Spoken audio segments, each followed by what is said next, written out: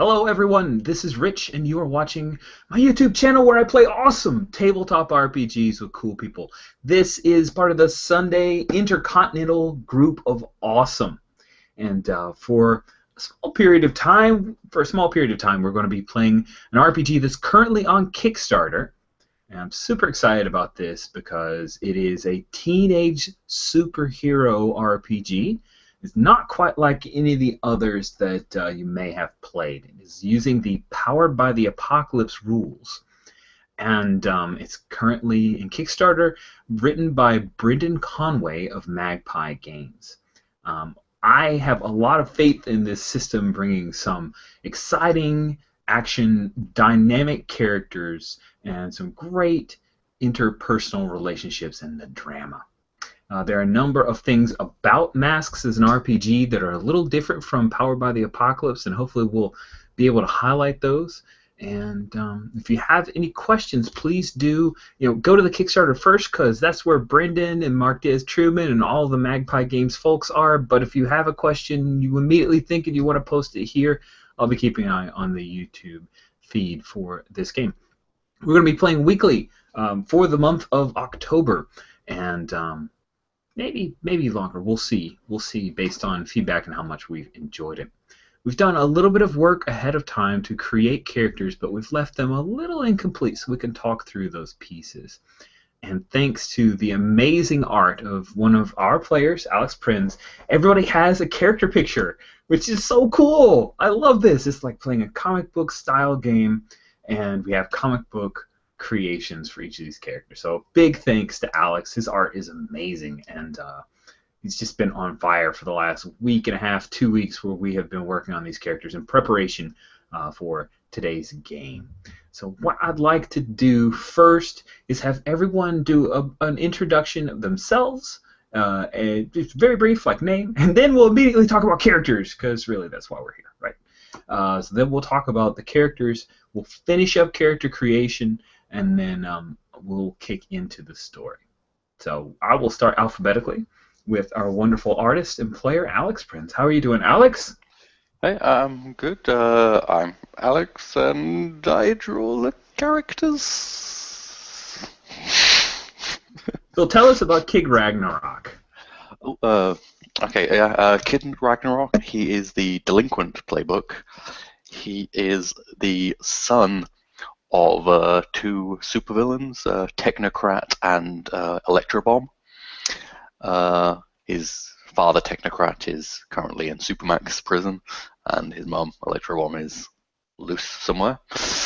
And now he's kind of, I guess, care of the system and has been enrolled in Hope Prep, where he, even though he's a little bit mischievous, he does not want to end up like his parents. He does not like them much. Not that he'd admit that out loud, right? But yeah, and I think it's kind of secret that he is the son of two supervillains. I don't think it's known, apart from maybe the faculty. They probably know. Oh, and he can create illusions and psychic projections, like psychic weaponry, namely his electric guitar, Millicent, named after his nanny, because his parents were supervillains. They did not raise him much. Oh, so his nanny did. Is this like a relative nanny or just the paid for nanny? Hired nanny. Yeah. Good deal. Awesome. You brought up something that I definitely want to point out. Now, while we are using the Masks rule set and the general approach, this is set in a high school. Masks is a game for young teen supers, and the age range is usually 16 to 22. It's a game that's trying to emulate the idea of superheroics, but also the idea of finding yourself.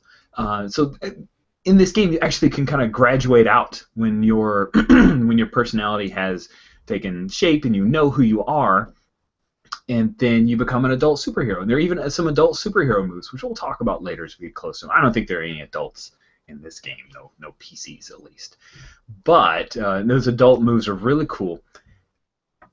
But I wanted to do a high school, specifically a high school. So we're in the lower range at 16 to 21. It did mean there were a couple of playbooks, well, one specifically that didn't fit. So I appreciate the players being understanding around that. But I wanted to tell you that a major force of this game, because I like the high school setting, is a supplement that's not part of Masks RPG. You can find it on DriveThru RPG in PDF form, and is Hope Prep. There's an entire line. This is from Melior Via, and I'm using as a bit of my Bible to kick things off the Hope Prep School Freshman Handbook. It's a fantastic supplement.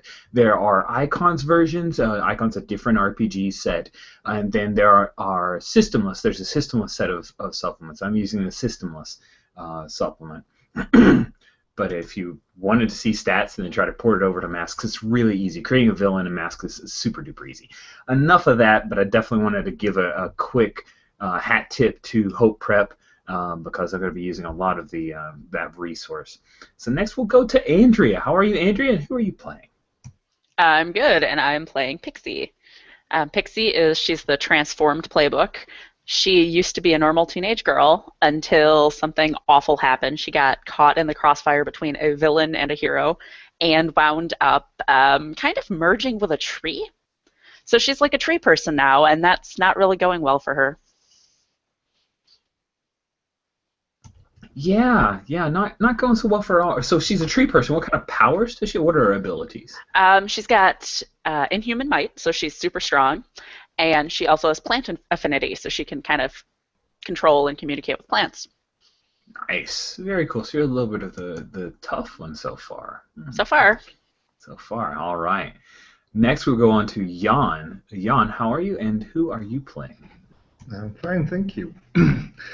I will be playing who the humans refer to as Quartz.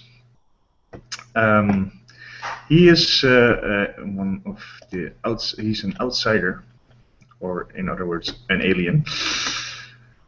And he's from the planet of Sinus, or at least that's what the humans call it, because they can't really pronounce the proper name. He is a crystalline being with shape-shifting powers and the ability to control his density, which makes it so that he can fly too. And he has been sent to Earth as a bit of a ambassador to his people, as an exchange. A human was also sent back to his planet, and he's a young one among his people, but since humanity is a young race, they decided that it was fitting to send a younger one of their own. And he's to learn everything he can about humanity and all the weird fragmentations of humanity. There will be lots of weird ones at Hope Prep because it's all superheroes. Exactly. Excellent. Very cool. Jules, speaking of odd ones, tell us about your character. How are you doing? Hey, I'm Jules, and I am playing Jessie Gregson, otherwise known as Katana. I sort of always expected as a small child to be a superhero. Every kid, I guess, does that, but I never stopped, which is really unfortunate because it turned out that I do not really have superhero stuff. By that time, I was already enrolled in a martial arts center because, you know, I was already thinking of my superhero career, and I thought some fighting skills would be good to back it up. And I trained for a long time under my very strict sensei, Dave. After getting my black belt and sort of accepting for myself that I would never be a superhero, ironically, I got an invitation for Halcyon City High, which probably my sensei has something to do with. By that time, I was also engaged in being a sort of vigilante crime fighter myself. So I'm confused at this point of what it means, but I think I may have it in me to be a hero after all. That's right. That's right. So, can you tell me just a quick bit? What is Dave like? You say he's been your main instructor. How does he instruct Jesse?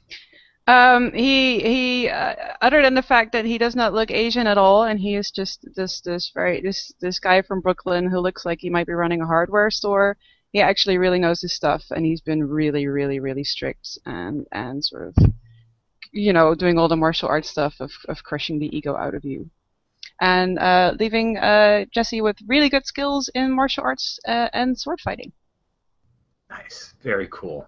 All right. Well, new to the Intercontinental Group of Awesome is one of Andrea and my friends named Will. And so Will's been super excited about playing Masks, and I can't wait to have him aboard. So, Will, how are you doing, and who are you playing? Doing well, and like myself, my character, ASAP, is also very excited. He comes from the Legacy playbook, and he didn't realize that he had a legacy. His father, for some reason, decided not to pass it on, thinking they had plenty of time to introduce him into his future. He grew up always wanting to be a hero, always trying to be in the epitome of a fanboy. He has a large collection of signatures, and he'll be happy to share them with you should you ever ask. His father is the Mist, and his mother is Powerhouse. Unfortunately, a villain out there.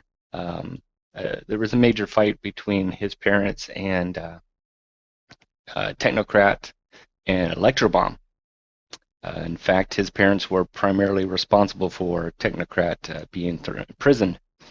Unfortunately, his father was injured in that fight and could not continue on the legacy, at which point it was given to ASAP, which he's still reeling from the reality that he is now going to be one of those heroes he's always admired.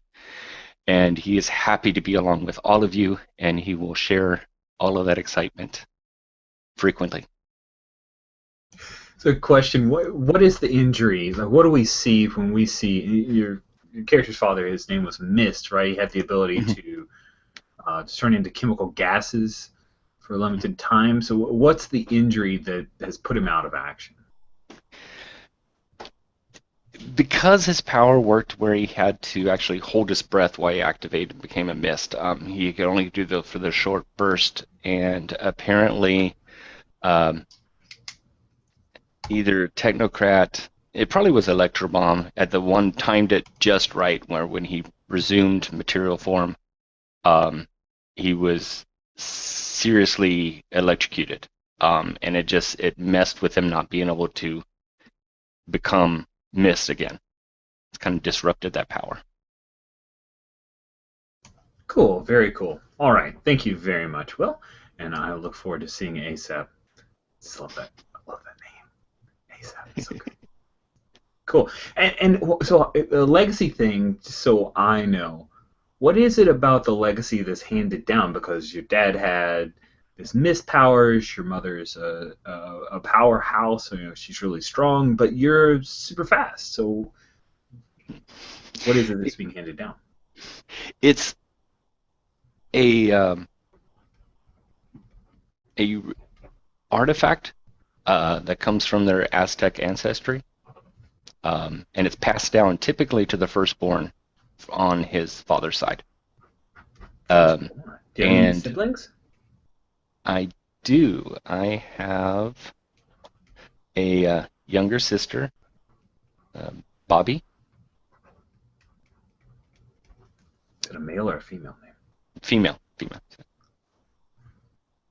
Cool. And so when the ring is passed down and someone takes it on and wears it the first time, the powers manifest differently, just depending on that person's personality,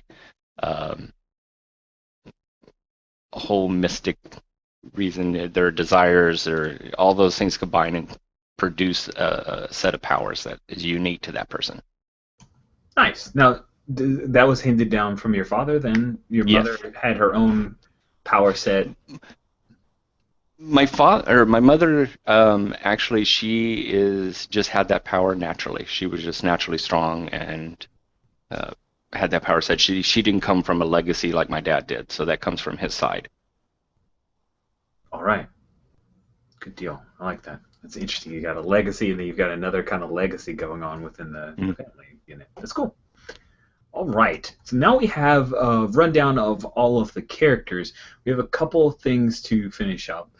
Within the character creation, within each of the playbooks, you have a little bit of thing called backstory, and we've got the backstory already filled out. Hopefully, we'll touch on that as the game goes on. I mean, I don't know how we can help but touch on it as the game goes on.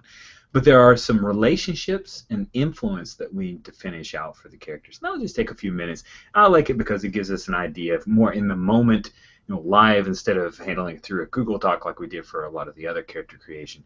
We can have that open conversation. So I'm going to kind of start backwards from the order I just did. And so Will, talk to us about your relationships for the legacy and how influence will be handed out from your character.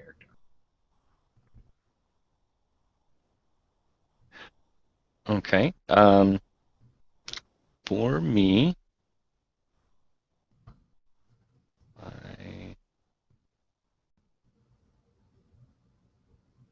it's on okay. the bottom of the okay.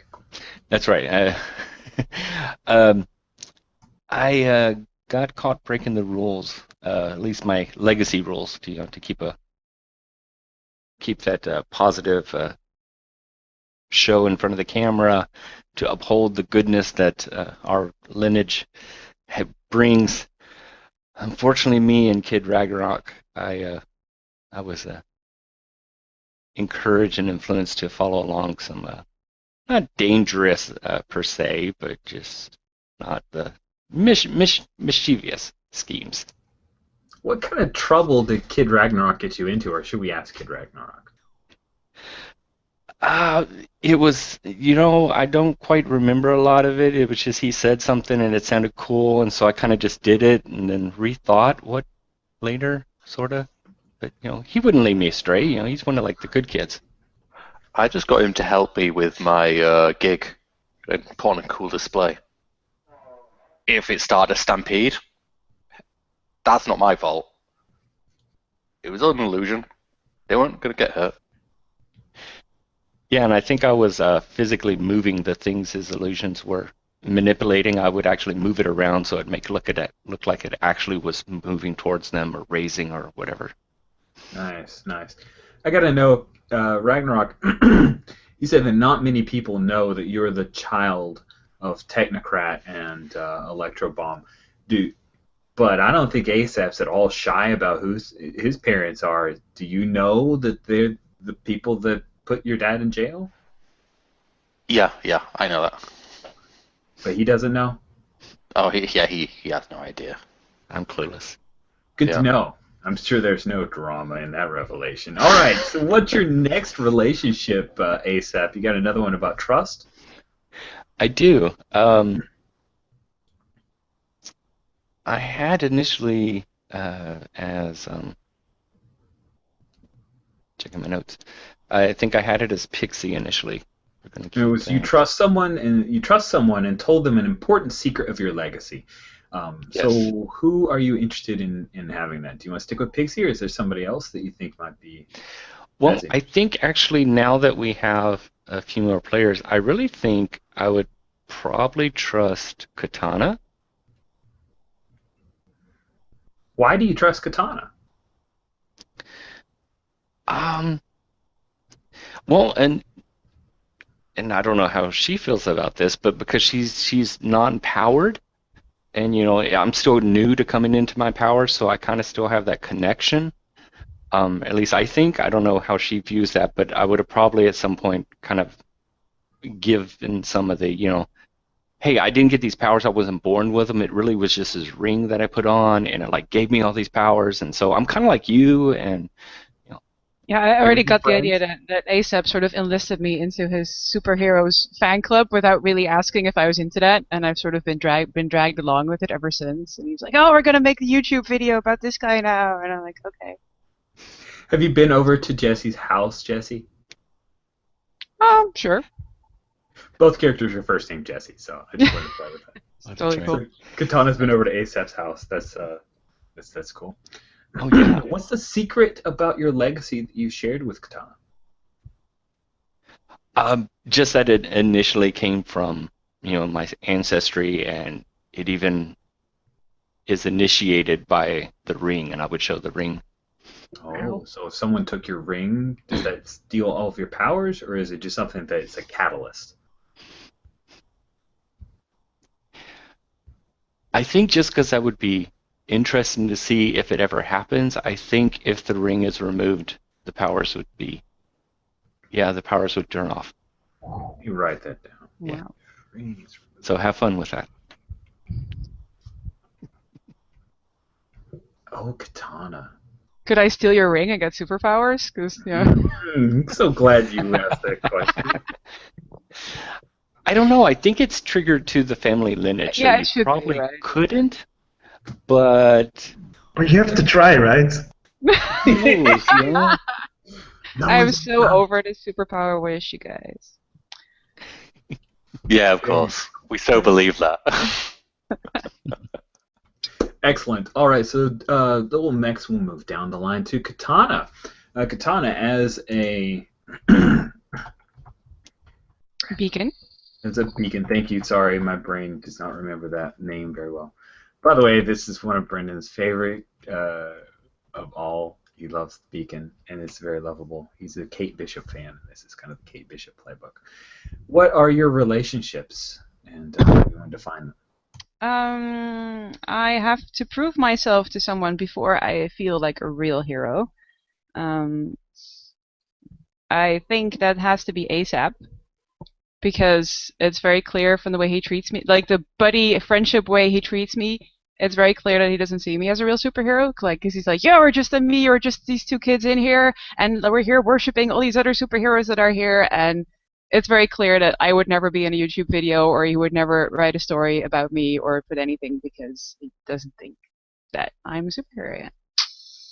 And he doesn't realize it because, he thinks we're best buddies and anything, but, I'm like, you could put me on there. It would be cool. But I would never tell him that. But I'm trying to prove myself to him. Wow, that's deep. Love that. That's great. You have one other relationship. Yes. Oh, we didn't do influence. We didn't do influence for you. We'll have to jump back to that. Yeah. But yeah. I'll do the relationship first. So I think someone is awesome, and I take every chance I get to hang out with him. I think that's Ragnarok, because he's kind of cool and badass, and he also gets into a lot of trouble. So I try to be there and diminish the amount of trouble he can get into. Oh, so you hang out with him because you think he's cool, but you also try to minimize you're a damage control kind of person? Yeah. I mean, it's he makes life more interesting, and his tricks can turn out our way, but I don't want to get expelled or anything, Oh man, I'm sure the Ragnarok listens to you all the time. Oh yeah, totally. Cool. All right. And my influence, so we can have it out of the way. I am so excited to be here. Give influence over me to 3 of your teammates, and that's gonna be the super-ish people that I would like to have been like, which is Quartz, Ragnarok, and ASAP. And you get over us, or us over you?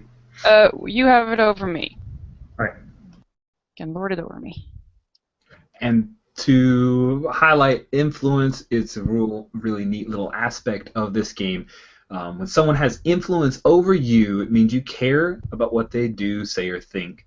You can give influence to any character who doesn't have influence over you at any time. So at any point in the game, you can say, I'm giving this person influence. All adults have influence over you when first introduced. They can lose that influence when you reject what they say through other means. But they can regain it during the story. And what influence means mechanically is that when you have influence over someone, you get a +1 to all moves targeting them, including rejecting their influence. Okay, and you can only have 1 influence on someone. It doesn't stack up or anything. Correct. Thank you for clarifying. That's a really good point, Jules. So ASAP, how do you handle influence? What's your influence matrix here?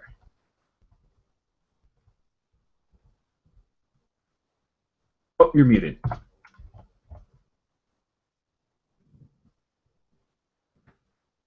Still muted. You're part of this Okay, team too for many better. screens. There you are. There you are. Yeah, I'm part of this team for better or worse, and I really care what you guys think because I want to be a good superhero and I want to be like you guys and I really this has to work. So you all have influence over me. Everyone, even Pixie. That's Yes, brilliant. highly impressionable. So cool. All right, so now we move on to our outsider, Quartz. You have a couple of relationships. Yes. Let's see. I have been learning about Earth by spending time with Katana because she is the most human. So You're like, you're normal. How do normal people do this? yes, you represent the humans as they come as they appear most frequently on your planet. Damn. Everybody's punching You're down with average. Katana. That's why I made this character for. That's fine. Like Oh, me to so finish good. that. So good. Okay, cool. So yeah, you've been learning about Earth by just spending time with Katana. And what's your second relationship there, Quartz? My second one is I have a crush, and I have a crush on Pixie, but I keep it under wraps. That was she's the least human, and somehow I find her very attractive. Oh, that's so cute. All right. In the chat, someone asked Yes, if I'm a tree hugger. Tree hugger. Nice. Cool. So you. My influence is fairly easy. I have to choose a demeanor. I am either haughty or cheerful. And if I'm haughty, then I think I'm better than all of them. And I give no influence. Or if I'm cheerful, then I'm thrilled to be here and I give everyone influence. I think I'm still. I think I'm haughty. That's just. These are still such a young race. What do they know? Right, and you could be haughty without being, a dick. You don't have to be rude. So you're just haughty in that they're, a little backwards. They're young to the universe and they'll learn. Yeah, for an American, it'd be like going to Kentucky. Yeah. I say that because I'm from Tennessee. It's the only state that Tennesseans can pick on. It's in the law.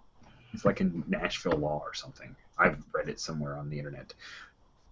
Pixie, as the transformed, you have a couple of relationship. I do.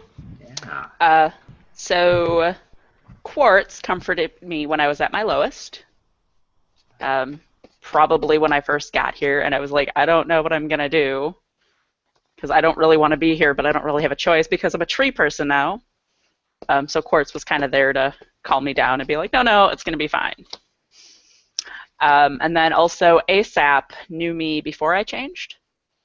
Basically, we went to the same school system, and he was that really dorky kid that you just tried to avoid in the halls. But he was more than happy to talk to you.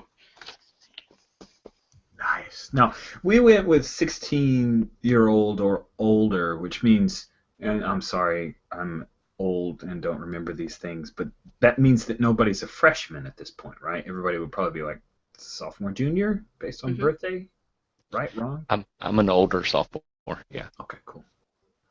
So that means maybe using terms to Europeans. Sorry. I'm American. What does that mean? I'm a USican. I apologize. We could do it in Harry Potter terms or something. I don't know. We're like a Gryffindor something or other. Anyway, so could it possibly the freshman year of high school, Pixie and ASAP went to a normal, Yeah, totally. Halcyon City High School, unpowered type thing? Totally. Can I just quickly ask, was Pixie before she changed? Was she like one of the cool, popular kids? She wasn't like one of the really cool kids, but she was in cross country, so she was kind of on the more jock side of things. Oh. Yeah, so she was a popular athlete kind of thing. Yeah, but she wasn't like the popular preppy. So she would have been sort of tolerant of ASAP. Just be like, okay, kid, that's great. Please go away now. Oh my goodness. So tolerant. We're gonna flash back to a scene. We at some point will flash back to a scene between Jesse and oh crap, I've got too many names. I'm Malia. sorry. Malia, Jesse and Malia, Sans powers is like a freshman year kind of thing, and then we'll come back to it. That'll be so good. So Pixie has influence. I do have influence. You try not to care what other people think, even if it isn't going too well. Give influence to one teammate. I'm going to give that to Quartz, since so far Quartz is the only one who has really been there to make me feel better about myself. He's a freak.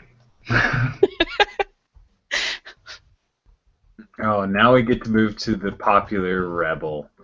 Oh man, the Judd Nelson of our era. Kid Ragnarok, what are your relationships?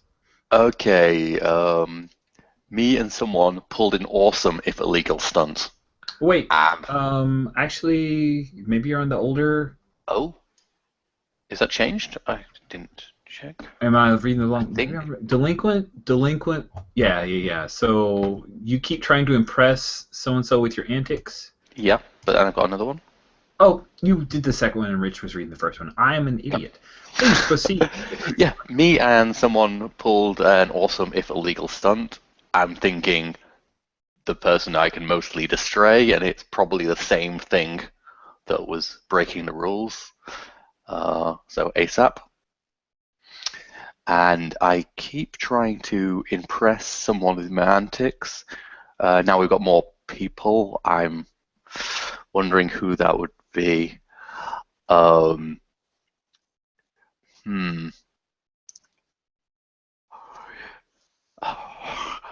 trying to decide if Kid Ragnarok would judge Pixie on looking all weird or not. If he would still keep that, or if I would choose someone else. Has anyone got any feelings on if they're interested in having antics done at them?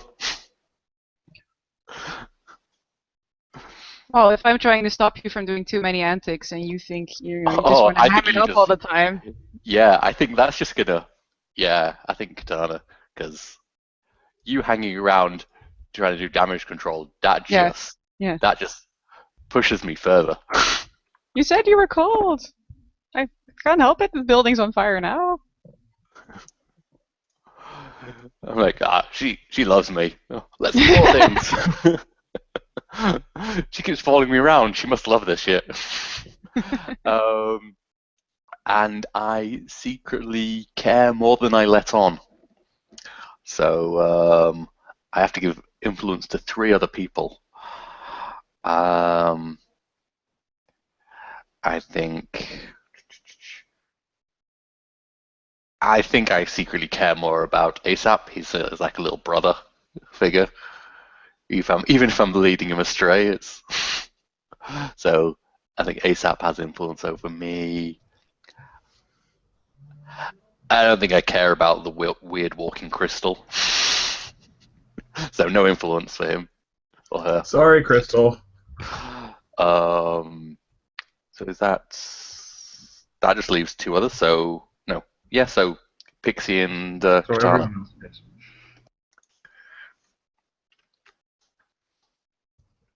Right.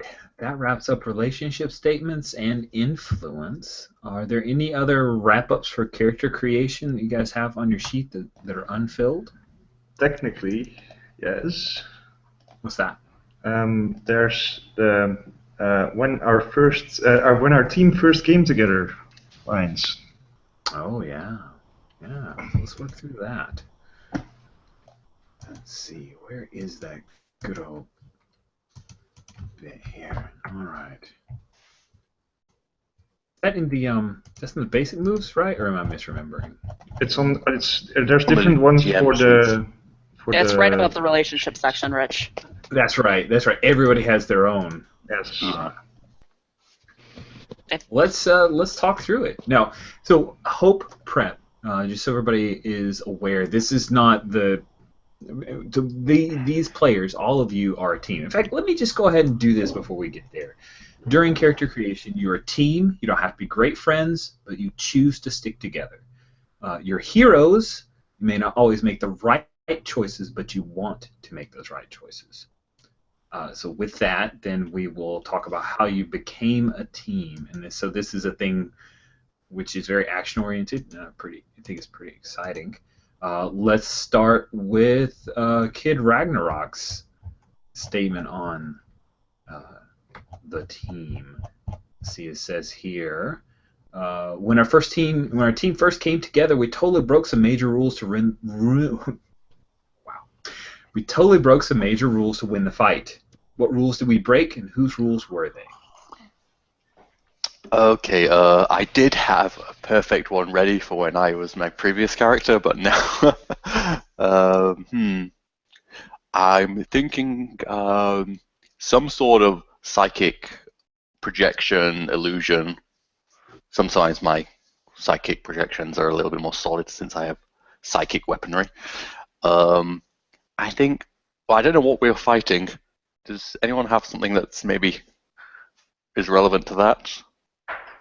Is this an in-school thing or an out-of-school thing? Our first thing together. That's a great question. I'm flexible to went it. over the top, went a bit. So I think it totally should have happened during orientation of this year.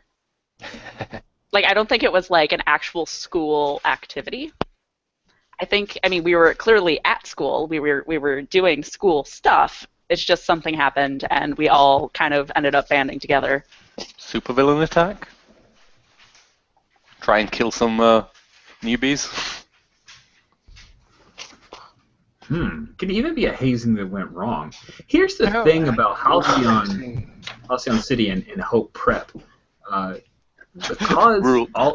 Because all of the kids are not of legal age, whether they are slightly villainous or not, Hope Prep tries to keep their doors as open as possible to hopefully guide possible miscreants towards the light. Even if it does train them in their powers, at least it helps to train them in the right way to use their powers. So yes, there are some villainous little kids who will be your classmates. So yeah, it could happen in school during orientation. I think that's a great suggestion. So you broke major rules to win the fight. That there are, unless you are in the gymnasium or participating in one of the sports, you are not supposed to use your powers. In fact, you don't even wear costumes while you're at school.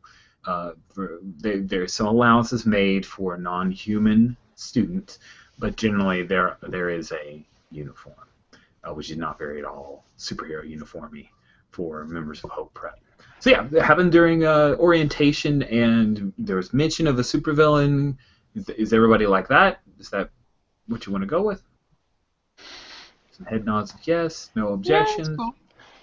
Okay, so something illegal against the rules. Well, I'm guessing we're not supposed to destroy school property. I manifested some. Okay, convert to meters. 8-meter tall speakers, and standing on top of those with my projected psychic projection guitar, I may have. By the way, does this school float like in Sky High, or is this? Oh, Sky High is definitely an influence to this show, but I think it doesn't, especially since the picture of Hope Prep has it on the ground. We'll just stick with that. So it doesn't. Okay. It is remote, but it is. I think I bounced the using like the force of the speaker and energy waves and psychic powers, whatever. I bounced the supervillain, whoever they were, off the corner of a building, and probably the shockwave also bounced 2 or 3 of the teachers' cars off that building as well.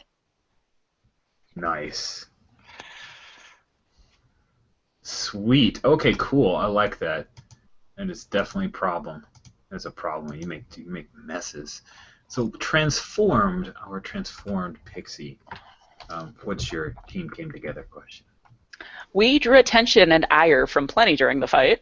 One important person in particular now hates and fears us. Who is it? Well, that has to be Maelstrom. It just has to be. Straight from Hope Prep is President Maelstrom, who is the president of the high school. He is a well, I'm just going to show the picture because pictures tells 1,000 words unless unless you don't, I don't know, read or something. I love this picture, so give me a second to pull it up. So Maelstrom is the president of the university. He has only been in this position for a few years. He's a recent appointee. He's a graduate from Hope Prep, but after he graduated, he was an awarded individual who was highly expected to be a very heroic figure within the community, but no one heard anything from him. It was like he disappeared after high school, like Grosse Point Blank a little bit there, if you've ever seen that wonderful movie. There are a lot of rumors about what happened to Maelstrom during he's got some weather powers, some little suite of powers that he is excellent with, and yeah, so there are rumors that he became a supervillain. There are rumors that he was working Black Ops, that he joined an extra-dimensional, extra-planetary fighting force, that he was part of the Exemplars and wore a mask, and nobody knows exactly what happened between high school and a couple of years ago when he was appointed to take over Hope Prep. And he does hate and fear you guys because you ruined his address to the freshmen. Totally could have handled that supervillain. So you just kind of ruined stuff for nothing. All right. So let's go forward here. Beacon, you have got a statement in our team first coming together. We found signs that this incident was just the start of something bigger. What were the signs? So it was a supervillain that interrupted the high school address, right? Mm-hmm. Okay. Well,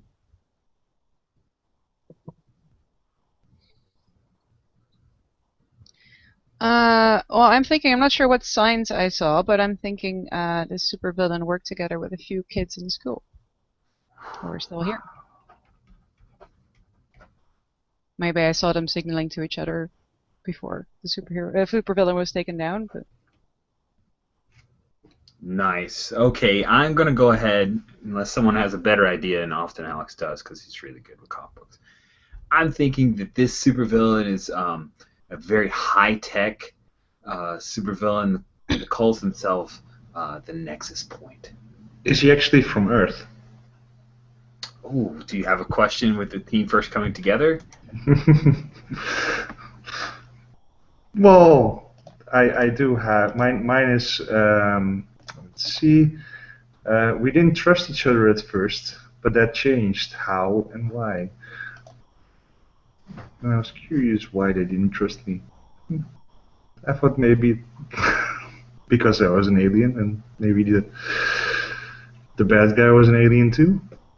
Sure. Okay, so Nexus Point is from another planet, maybe one that the sinuses have trouble with.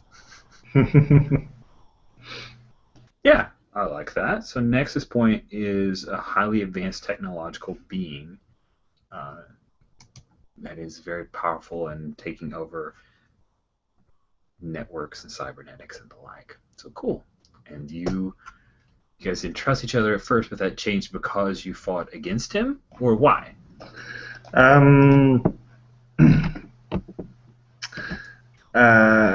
Well, initially, of course, I mean, yes, because I fought against him. But the reason why I fought against him was because I wanted, as an ambassador to my people, I wanted to make a good impression on the people of Earth and show them that I was willing to fight alongside them and help them in their troubles. And indeed, perhaps this other race is also not quite on friendly terms with the Xenosians. Oh man, I just realized that I may have done some stuff. I can choose whatever order makes sense to me. So there's a recommended order of the questions. It looks like Will just disappeared on us. Let's go to. So we handled Beacon already. Making sure we finish up those questions. Will, did you need to step away? I'm here. Okay. Sorry. Everything okay? Do you need a break? No. My son was sent by me and he didn't want to be on camera, so I turned off the camera so he could go by. Very respectful. If he wore a mask, then he could have walked right by. I know. When your first team came together, ooh, I like this one, for the legacy. Yes. You did well and impressed an established hero. Who was it? Well, I mean,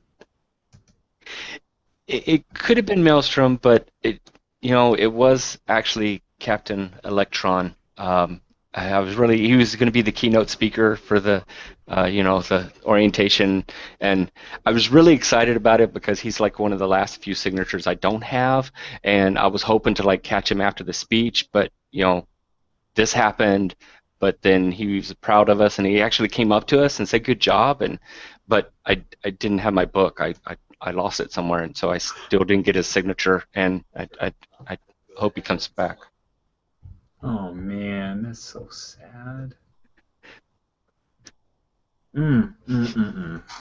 Well, at some point, I'm sure Captain Electron will get back to you.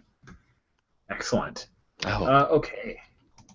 Have we answered all of our questions for the team creation, influence, and relationships? Are there any other aspects of character creation we need to finish up, or team generation?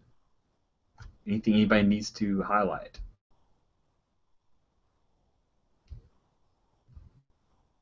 Ooh, yeah. Can you say that out loud, Jan, just so we can? Well, if you at least agree. Because that's sort of a thing for being an alien. Of course, it could be that we came in spaceships and everything, but I was thinking more along the lines of that there's like Stargate, really, a network of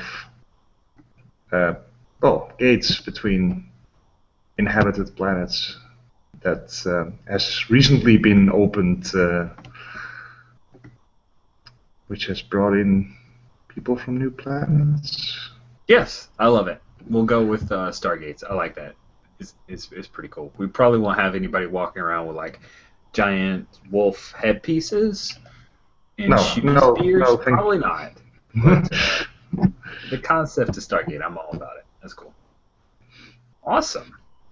Cool. So I feel I've got a good handle on all of the player characters. I think you guys are ready to go. Unless there's any last minute, we'll go ahead and jump in. Anything quick?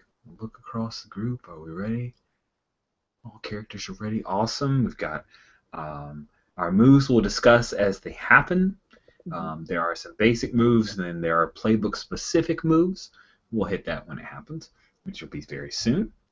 Because we begin our first session with the team in the middle of a conflict. So you guys are currently in the Halcyon City Casino, which is located on an island. And so this casino, there's a person, it's a nefarious supervillain by the name of Top Dollar, that the five of you are trying to defeat. He has some bizarre scheme where he is trying to rob all of the money from the casino, and he's animated a number of the actual one-armed bandits So they have sprouted legs. He doesn't have the same kind of techno. He doesn't have technocrat or nexus point. He just has the ability to make inanimate objects move around, and he seems to keep around a theme that's money related.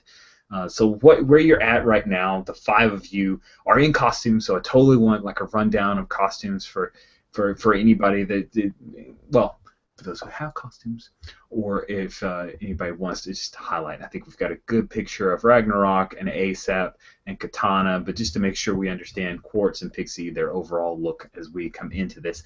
And what you have is about 3 rows worth of actual slot machines. Whew, the word almost escaped me. And there are also some card tables off to the left. Top dollar is currently standing on the backs of 2 slot machines that have kind of a vaguely humanoid shape, pair of feet, and then the actual slot arm. These are the classic style. There are a lot of push-button slot machines that are growing 2 arms, but these are the one-arm bandits of legend. And top dollar's dressed all like this cool gold suit, and he's got this killer top hat, and of course a giant dollar bill and around a gold chain, and he is like, what? This is the best Halcyon City has to send me? You're barely out of diapers. You don't even have a name. So that's what he screams out as the group of you are coming into the casino. So we'll start off with Kid Ragnarok. You know, you're getting called out at this point. What's the first response that you have there? I just like kind of let out just like a, and I'm just like, my guitar is forming, and I'm just kind of like, I don't need to do this, but I'm like tuning the little bits at the end. What are they called? Oh yeah, cool. So you're guitar knob things. Nice. Cool. So as we see Pixie come into the casino, or she's in the casino, what's the money shot that we get from her? What's going on? Does she have any cool like plant stuff going on, or? Yeah. So Pixie, first of all, Pixie doesn't have a costume. She's probably got like a tank top, and I mean, normally at school she tries to cover all this up because it's kind of weird.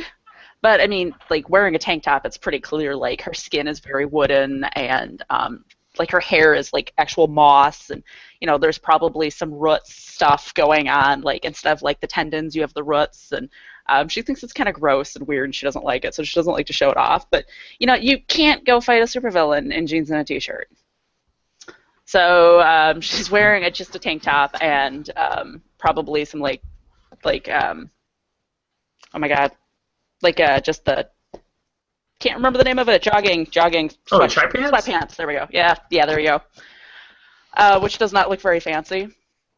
And I think as they come in, she's kind of already looking around at some of the plants and some of the, like, you know, they always have like the big fern type things. Yeah. Some of the ferns are already starting to kind of, the tendrils are starting to kind of lift up a little bit.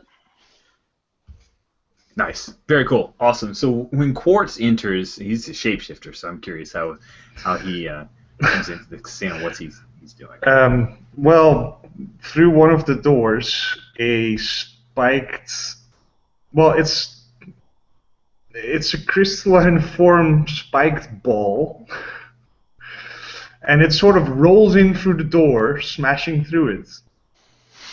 And then at some point, like as one of the spikes almost hits the floor, it suddenly shifts, and it's become sort of a human leg. And then the next spike also becomes human leg, and then as it moves forward, suddenly there's a human shape. Though, of course, it's still a walking crystal. And then as the head forms, the eyes slightly light up. Nice. Very cool. And then Katana, I guess you're last in at this point, trying to keep up. Katana will come out of like the one of the kitchen or the service entrances, and will first off start looking for innocent people that are caught in the crossfire. Oh, cool. So you're going to try to protect some people and Some of defend these them. guys tend to forget that sometimes. They do. They do. Awesome. So you're going to Really? get the first move, but we'll ask quickly. What's ASAP's entrance like, and what do we see?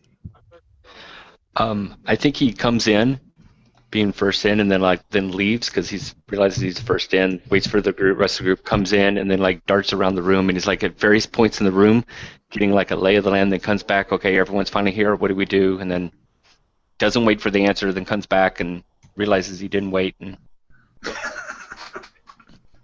That's amazing and confusing. I love that you guys probably don't have a team leader quite yet. Awesome. So let's start off with a move. Everybody comes into the casino. We've got Top Dollar with his animated slot machine, minions, and there are people here at the casino who need to be defended. The first person that eye towards that is Katana. So let's see. When you defend someone or something from an immediate threat, you're going to roll plus Savior. On a hit, go safe at a cost. Expose yourself to danger or escalate the situation. Okay. So we're using Dice Stream to reflect our rolls. If we're lucky, it won't crash laptops and computers we're running on. That's a savior, so that's a 10 for me. Excellent. All right. So with a 10, okay, on a 7 and 9, you choose one of the three below. On a 10 plus, you choose two. You see those options on the basic moves? I can read them out to you if you need. Hold on. Moves and blues. Oh, this is a different PA. If you can read them out to me, you'll save a little time. Yeah. You can add one team to the pool, take influence over someone you protect, or clear a condition. Conditions are not something that anyone has at this point, so it really doesn't make sense to do that. Okay. Oh, then I'll add one to the pool, whatever that does. Well, I know conditions is something that only can be put on us. It's not like the innocent people can have conditions. It's not fate. Right. Right. So Okay. you're going to take influence over someone you protect. Mhm. Huh. I guess we should probably define who you protected, huh? Yeah. Let's make it somebody interesting. All right, let's say that this is the wife of the police commissioner. Oh, nice. All right, so this is Dana Claiborne is the police commissioner's wife.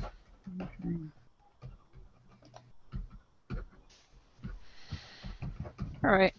So Safe yes, her- basically, I will jump out of my cover and herd them towards the safest exit and try to get as many people out. Very cool. So real quick, team pool. I'd like for someone to, I mean, if you want to say it's the de facto team leader, that's fine. I don't care. But someone I'd like to keep track of the team pool. It is now at a 1 because it was Okay. a setup.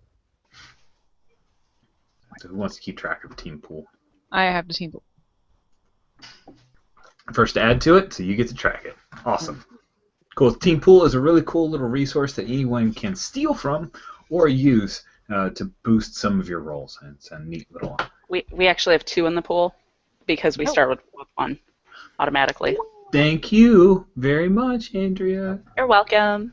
Andrea's smart. Rich is just making stuff up. What is he doing? He should read the rules. What's going on? Okay. All right, so cool. Go ahead and bump that up to 2, please. You have already done so. Fantastic. I think what I've done, who's the most impressionable from Top Dollar here? I think maybe ASAP, you heard Top Dollar calling you guys a bunch of babies and kids with no names.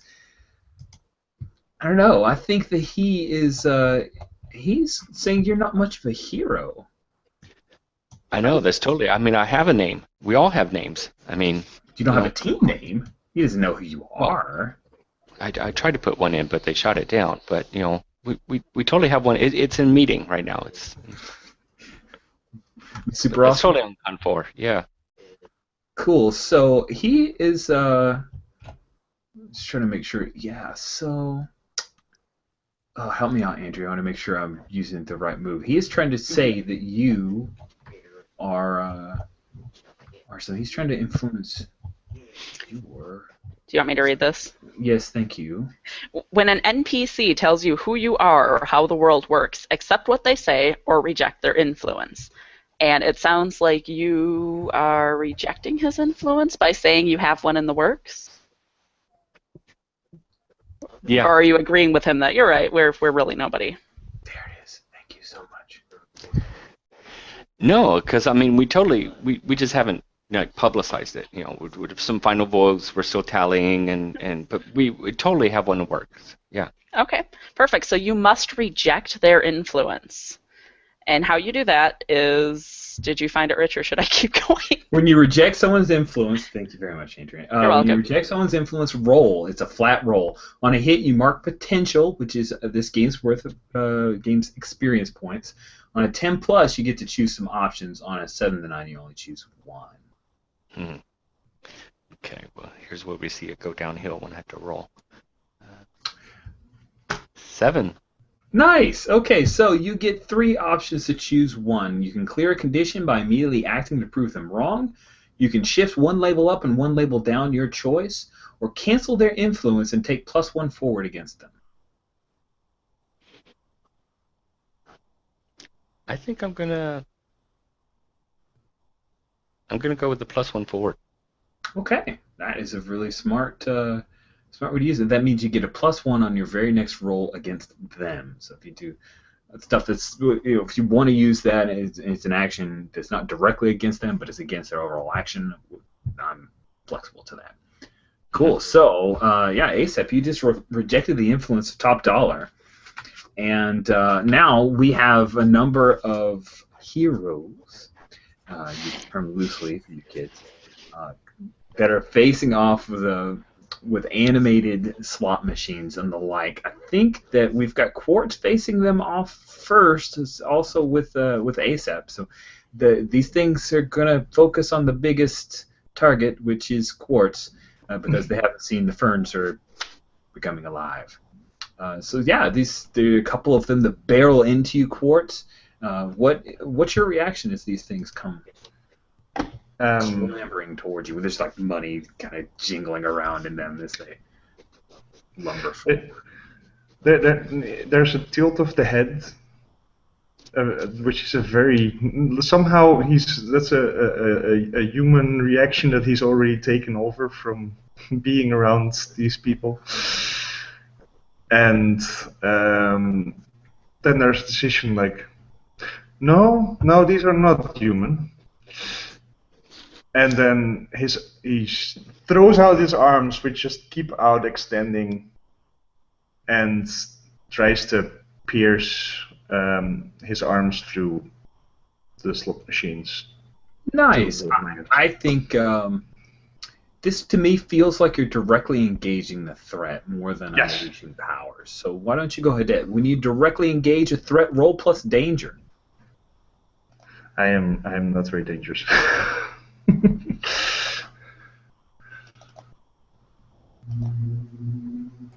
That's a 5. A 5. That is not a good roll. All right. So I have some moves.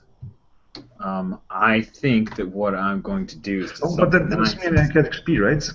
I think that's how this one works. Yes. Yeah, you get potential when you fail. XP, but what's it called? Potential.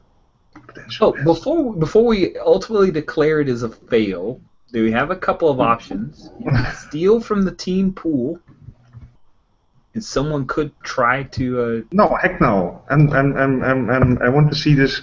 I want to see failure. Awesome.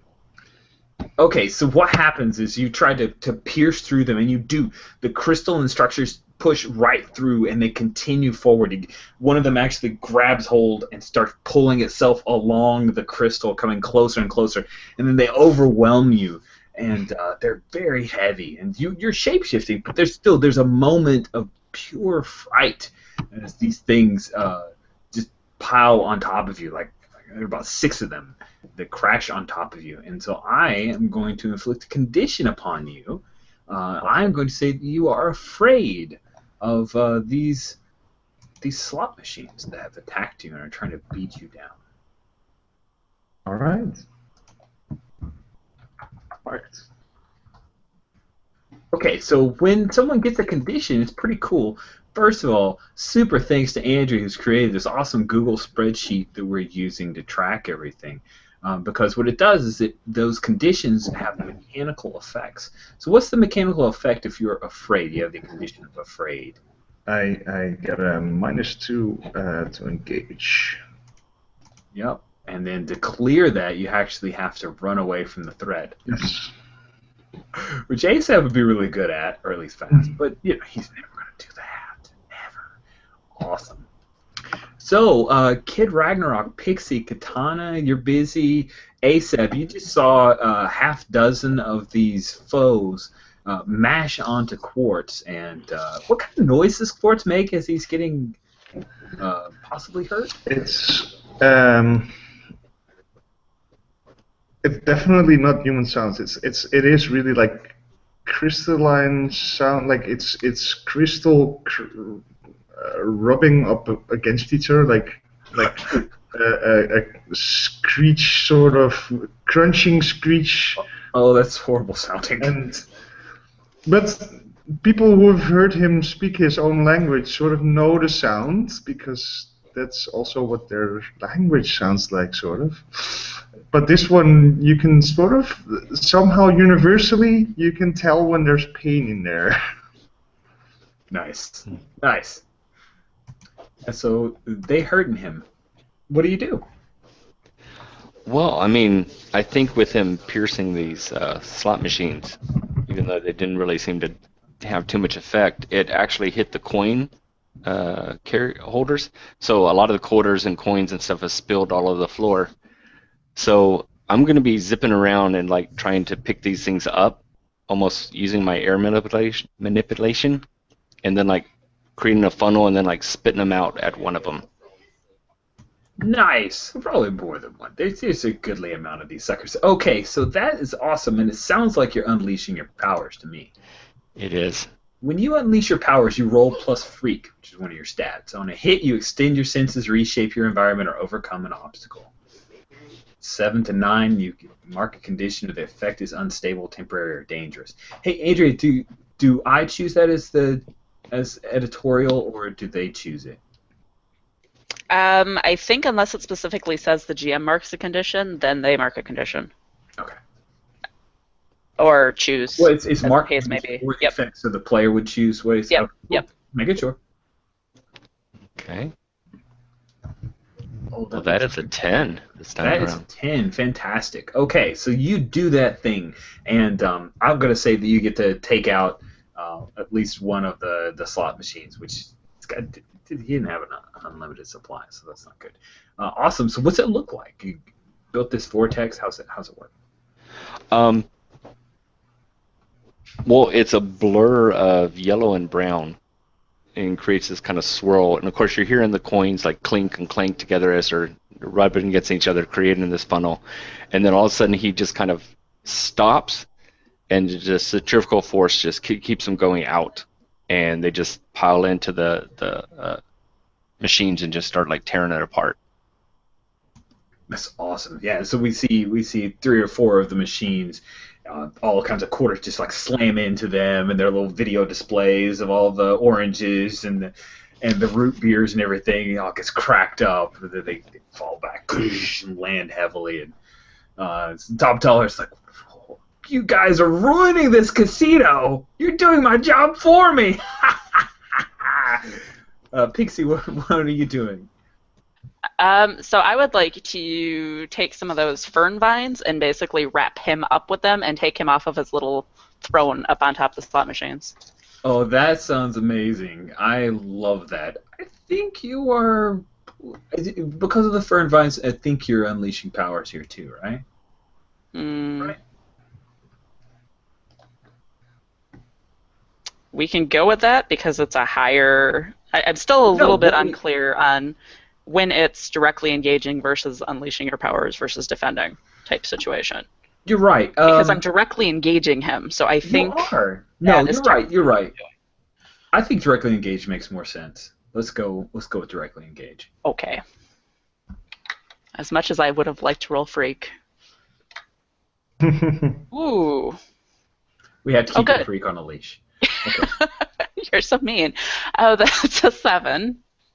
Nice. On a 7, you get to pick one of the options that you are already looking at. Okay, I will create an opportunity for my allies.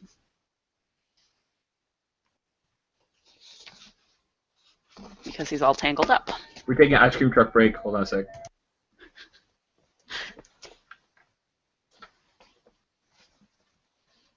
But what if an ice cream truck just drove by the casino? You guys want a snack it's and one run of, out it's and one of the get some? slot machines. Yeah, it's the ice cream truck, the slot machine. Also, now I want Ice cream. ice cream. I do want ice cream. You have ice cream in the freezer. Yeah, I know. Wow. Ben and Jerry's.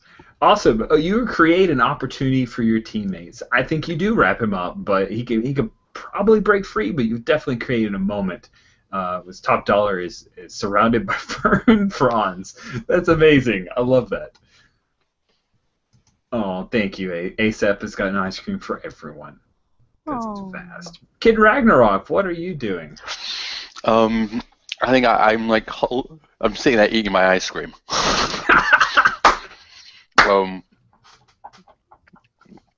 Wouldn't have the guitar, and I kind of do like strum a power chord, and then like oi, dollar store. Dollar store. Oh my god, that's so good. I was thinking of provoking him, but I think that moment is past. So I think I want to just like hit him with a full really badly done guitar solo. Oh man, that's so great. I've built up a speaker beside me. Cool. Now, Kid Ragnarok, just as far as actual skill playing guitar, not so hot, right? No, I mean, technically it's been created by his mind, so maybe his opinion of his guitar playing is higher than he actually is. So it depends on what you think as a GM, if it actually comes out with like what he thinks he's playing or what he's actually playing. Oh, I definitely think there's a couple levels going on there with Kid Ragnarok. That's wonderful. I guess it depends on the role. Cool. So you are. This feels like Unleash Your Powers to me, right? Yeah. And you have a plus. You got an opportunity created by Pixie. So I'm going to say that this opportunity is I'll give you a +1 forward on this particular roll because he can't really move out of the way of this sonic blast you're throwing. This is free. Unleash powers, which I have a 1. Yeah. No, I have a 0, so I get, because of +1, I get a +1. Okay. 10. So this is like a psychic. I called it a sonic attack, but it's basically a psychic attack, right? Yeah, What it's is- basically. I mean, it's psychic weaponry, so I'm basically creating a sort of telekinetic force. Nice. Very cool. Awesome. I mean, you're trying to buffet him over with your psychic force. You just got a 10, right? I did. Nice. I'm reshaping cool. my environment, I guess. Sounds amazing. So the speaker belches forth this crazy psychic blast, and the pair of slot machines that he was standing on, they implode, and glass just shoots forward. And he hears the screams of a few people who haven't quite made it out yet as they're ducking and covering. And he falls down off of the pair of slot machines onto the ground, and the fronds are still covering him, and the vines as well. And so he, at this point, let's see, he's successfully attacked Quartz. There's been a couple of retaliations. His forces, what he's got left right now, are pretty much committed to keeping Quartz down on the ground. And now he's a little bit wrapped up, but starting to pull himself free. So he's going to have to try to unleash some new powers here. ASAP, you probably can get the drop on him before he pulls that off. Is there anything that you're trying to do here?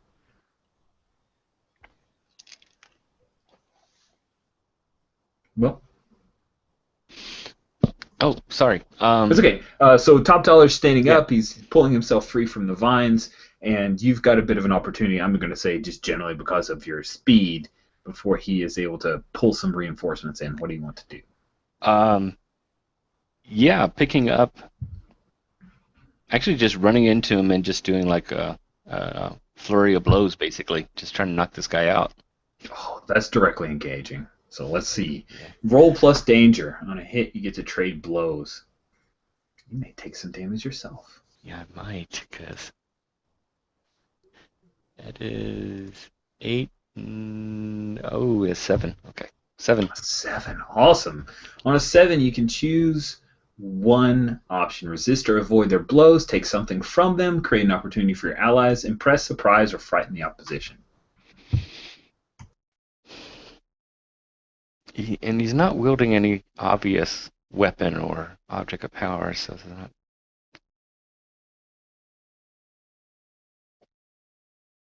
I don't know. I think I want to. I'm tired of his condensation. I want to kind of impress him and like really impose our hero-ness on him. Nice. I like that. Cool. So yeah, he so you knock him down a few steps. He throws a kick and see. I don't think I can inflict a condition, but there are no other damage types, right, Andrea? Everything else I'm is kinda- pretty sure it's just like any other like Apocalypse Engine thing where it's just fictionally. Okay, cool. So yeah, when you trade blows, then that just means it's color. It isn't until you start to take conditions that you're actually going to be mechanically impaired. So yeah, If you want to inflict on it, I mean, I totally see either anger or insecurity kind of go into this. He's kind of giving in to some of the taunts, so either one could probably fit if you want to throw something there. okay, yeah. Let's go with anger. Let's do that. I like that. So yeah, you unleash on him, and he's a little afraid of your torrent of attacks, and he ends up kind of scrambling backwards on his back and slams into the back of one of his tipped over slot machines. He does not create any new of his minions, and it looks like you guys have the upper hand at this point. But yeah, that made you super angry, ASAP. So let's cut over to Katana. You've led everyone back through the kitchen, got them a couple people in the walk-in freezer, where there's the ability to keep people safe but cold. Mm-hmm. And when you come back into the casino proper, because I imagine you're not just gonna be done. No. What do you do? What's next for you? Do I see anyone, or is Quartz actually still sort of hidden out of sight and underneath a bunch of... Quartz is Covered in slot machines. Yeah, he's covered in slot machines that are still trying to mash him and belching quarters and other things onto him. I will have to go help Quartz. Nice. Okay, so I think that you are defending him, right? Yes. That's what I So like. let's do that. When you defend someone or something from an immediate threat, roll plus savior. You're so good at defending. It has some statistical advantages. And I'm a team player. That's 11. Nice. With an 11, you may choose 2, and he has a condition, so... Right, it's the clear... So, Andrea, correct me if I'm wrong. When you clear a condition, that means you can clear someone else's, or you clear your own condition when you make that good roll? On defend. Defend, let's see. It just says clear a condition. It's probably written like It that does for- say when you defend someone, you can clear a condition Yeah. of someone else. Just on the second page, last line of the clearing conditions section. Okay, cool. So if you choose, you can use that. Mm-hmm. Okay, yes, I definitely will clear his condition. Thank you. And no one's using a team points, you guys. It's because we haven't made the team move. We can't. Oh, okay. Well, 'Cause we're then not I'll acting as a team right now. then I'll take. I'm acting as a team. Then I'll take influence. Awesome. You taking influence over someone you protect? What? Yes. What? Yes. Of course. That's not a mean thing, is it? Necessarily? Well, it's sort of. No, I like it. Yeah, okay. Do you reject that influence? I was very unhappy that I. What? No, I don't. Okay. I was already very unhappy that because I wanted my characters to be haughty, but I also wanted to have people have influence over me. So I'm happy that someone finally has. Yay. What I sort of want to do, since he's sort of encircled by these slot machines, I want to sort of jump in there, and then sort of, I sort of point at a line of slot machines that are actually sort of lined up a little way, and I put my shoulders in there, and hoping that he will do that with me, and then we'll actually can topple that entire line of slot machines like dominoes. Nice. Cool. So, of course, do you help out Katana here, or are you still? Absolutely. Sweet. She just put me out of a tight situation, and gonna be picking quarters out of your innards for days. Sweet. So you guys knock out the last of the minions of Top Dollar, and he is now cowering in front of the might of ASAP and Ragnarok and Pixie's attacks. So I think that this fight will come to a conclusion. Are there any last moments? Is this the kind of thing where you just walk away, or do you call the cops? Are they already on their way? How does this work? So I am unfamiliar with your law procedures. Sir, no, we didn't get taught any of this, right? We didn't have like crime fighting 101 yet or anything.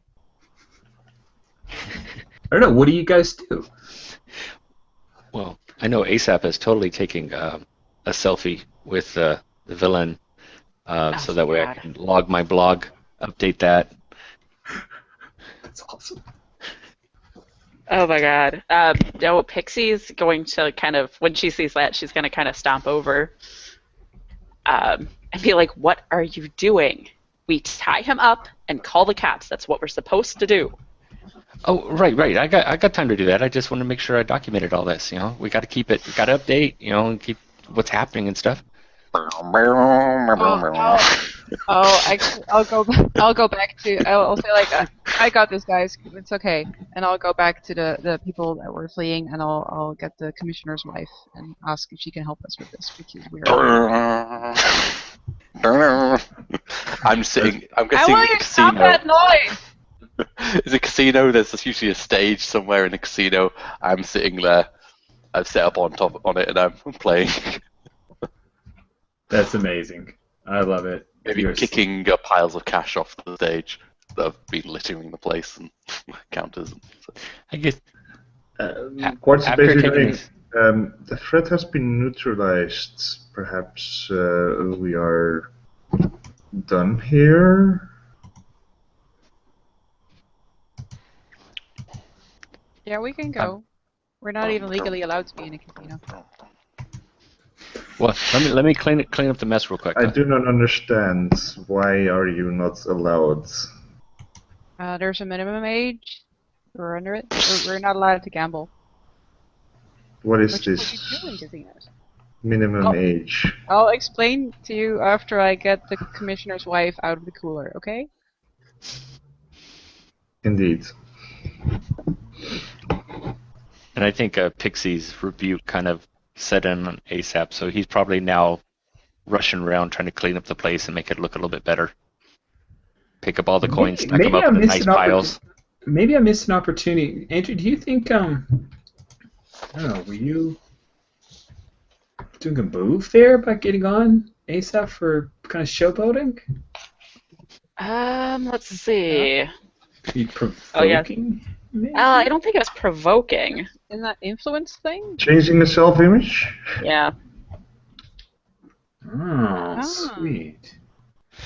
Probably.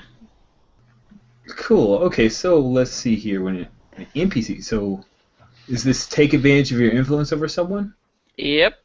All right. So when you take advantage of your influence over someone, surrender the influence you hold over them to choose one. Give them -2 on a move they just made.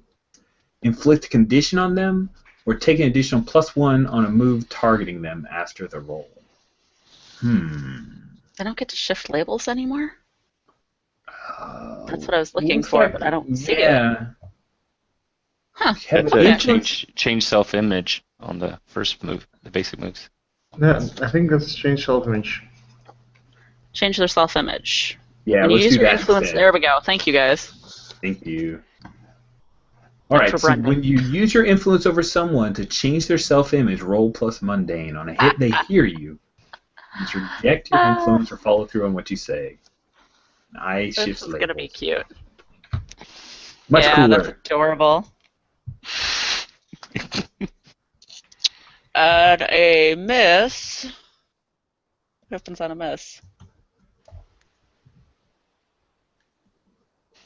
I guess by implication, I don't hear you. Yeah, you just ignore me and keep taking your selfie. Oh, I had to man. finish off my comments, and then fine, I'll go clean up. But that's because I wanted to clean up. Sweet. Okay, cool. Could I interrupt? Could I just say that I possibly just threw something at his head and says, "Do what Mum says." Nice. And And then, one of course, those serviette boxes, little thin metal things with serviettes in. I don't even know what serviette is. Napkin. Oh, Napkin. Okay. Thank you. That's the fancy European term. Very nice. Thank you. You seem much more refined than I am.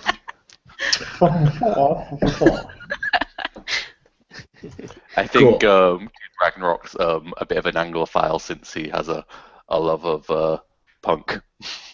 Nice. So, Katana, you were headed back to the lock-in freezer where Mrs. Claiborne was. So she opened it. Is everyone all right? Yeah, everything's okay. We've taken care of the situation, but we should probably call the police now, and we're not really sure how, you know. Oh, I've already called my wife. So, Okay. police are on their way. Okay. Should we stay here and or do you think they can cover it from here? She looks at you for a moment, kind of looks you up and down. You should go. All right. Well, thank you for taking care of the rest here. Yeah, I'll talk to her. Don't worry, honey. And thank you. And she pats your arm a little bit. I look cold, proud. And don't worry. I'm just glad to help. Yay! Like being. Awesome. So I Can think I this ask is, yes. if does ASAP clear up the Ragnarok was here graffitied on one of the walls when he's tidying up everything else? Ew. How do you clean up psychic graffiti? Oh no, it's literally just spray paint.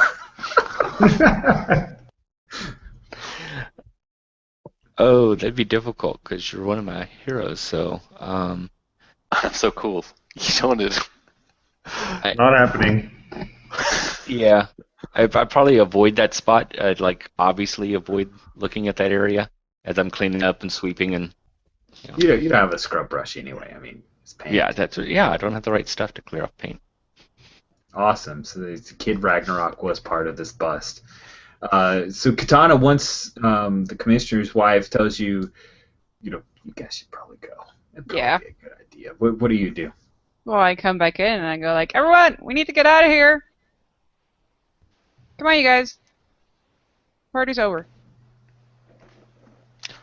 Boring anyway. Cool, our first fight. Very Everyone well. okay? And I just sort of herd them towards the exit, or try.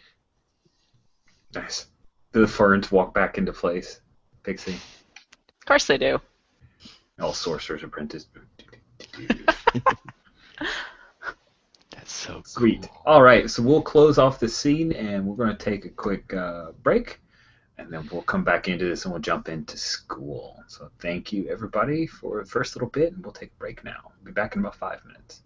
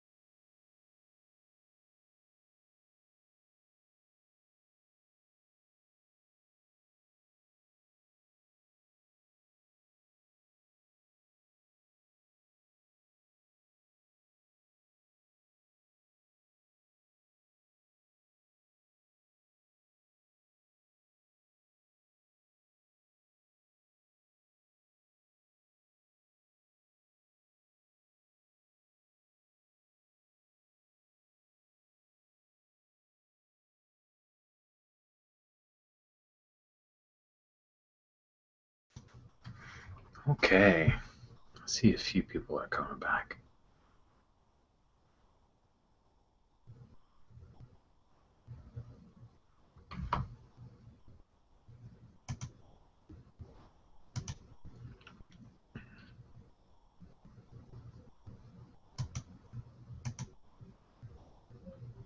All right.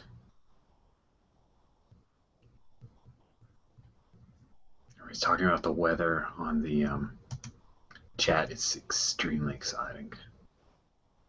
I'm glad you agree.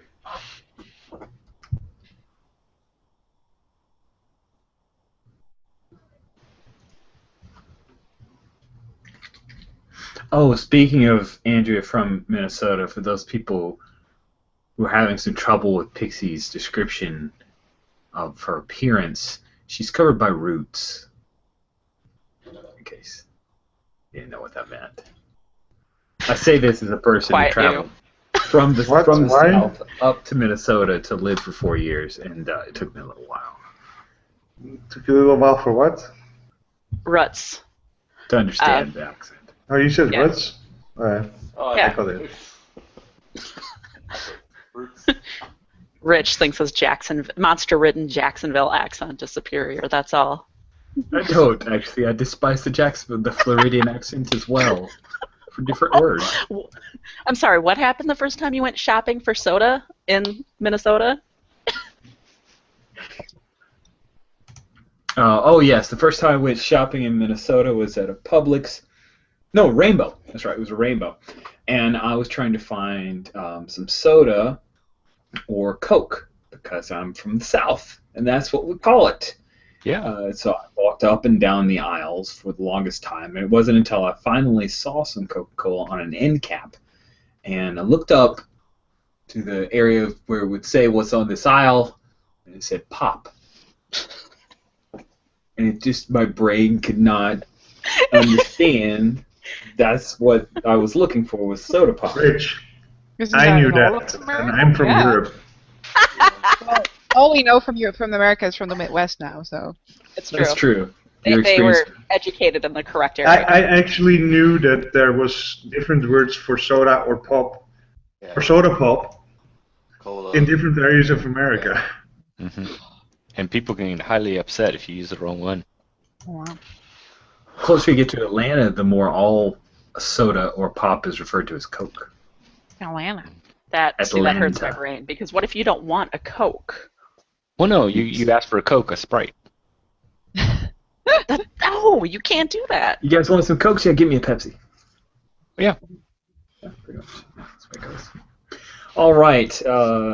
It's cool. We're going to transition from the opening with the fight. We had a little bit of aftermath. Yeah.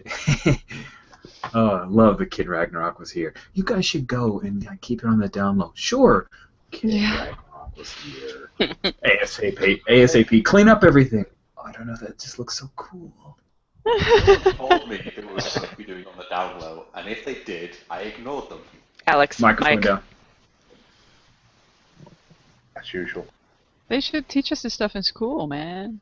They I should. think. Whoa, that was different. Wow. Too much. Don't tell Alex what to do. He rejected your influence. Yeah. As I was saying, before I lost connection for a second and I had the mic up, was no one told me that we were supposed to keep it on the down low, and if they did, I ignored them.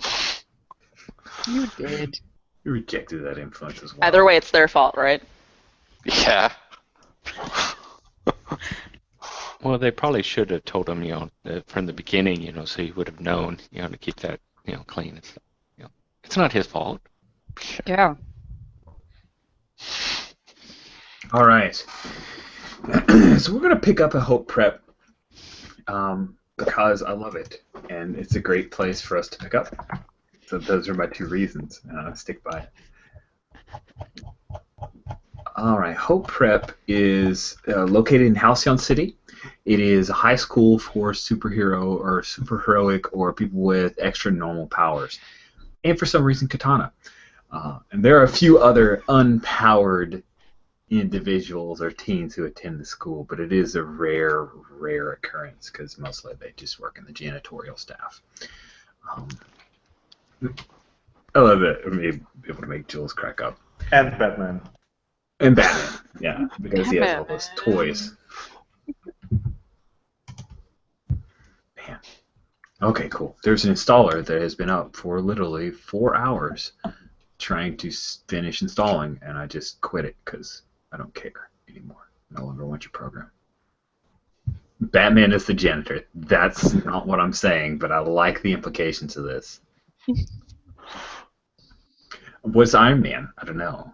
Like, what does he do? I don't know. He runs a computer science program or something? The lab tech. Nice. So there are some really cool suggested classes in Hope Prep in the freshman handbook. There are also a number of NPCs or teachers who were all either former heroes. One is a former villain. I think it would be cool if we pick up in class in the literature. I think we're going to go for the esoteric languages class. So an esoteric languages class, the teacher is an ex-hero by the name of Lightning Bug. And so the summary of esoteric languages is knowing not only a lot of odd Earth languages from things like, from Cherokee to Swahili to all kinds of different Earth languages, but also knowing some extra-dimensional languages as well. Lightning Bug is one of the few non-Earthian species that has taken up residence and exists here in Halcyon City. Let me show you a picture of Lightning Bug.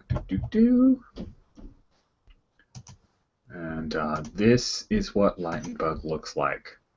Yeah, so Lightning Bug is a being of pure energy. It utilizes some other...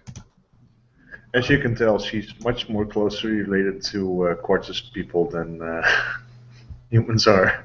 Yeah. The race is the Devonian, and no gender, hair, weight, anything along those lines. Age indeterminate.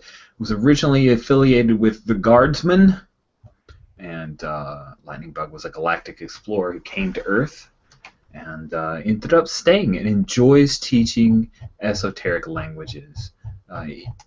It interacts with the class through devices that will help to interpret its particular speech. So even by teaching you esoteric languages, it is doing so in its own native language. So, Ragnarok, you can still do a caricature of the teacher somehow. You're creative. I'm sure you'll figure out some way to mock them. But they don't have a back, so that is going to be a bit of a problem. So you can't mock them behind their back.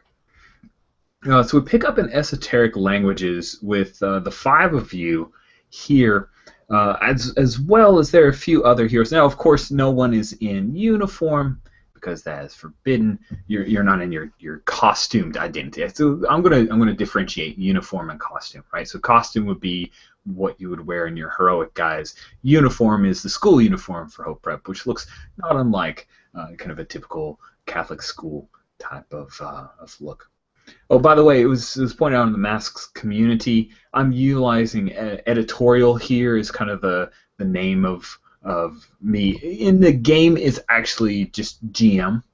I kind of liked editorial, plus I snagged this from a person who was using editorial because they thought it was cool, so I'm just kind of just stealing what they do, but I'm giving them credit, so it counts.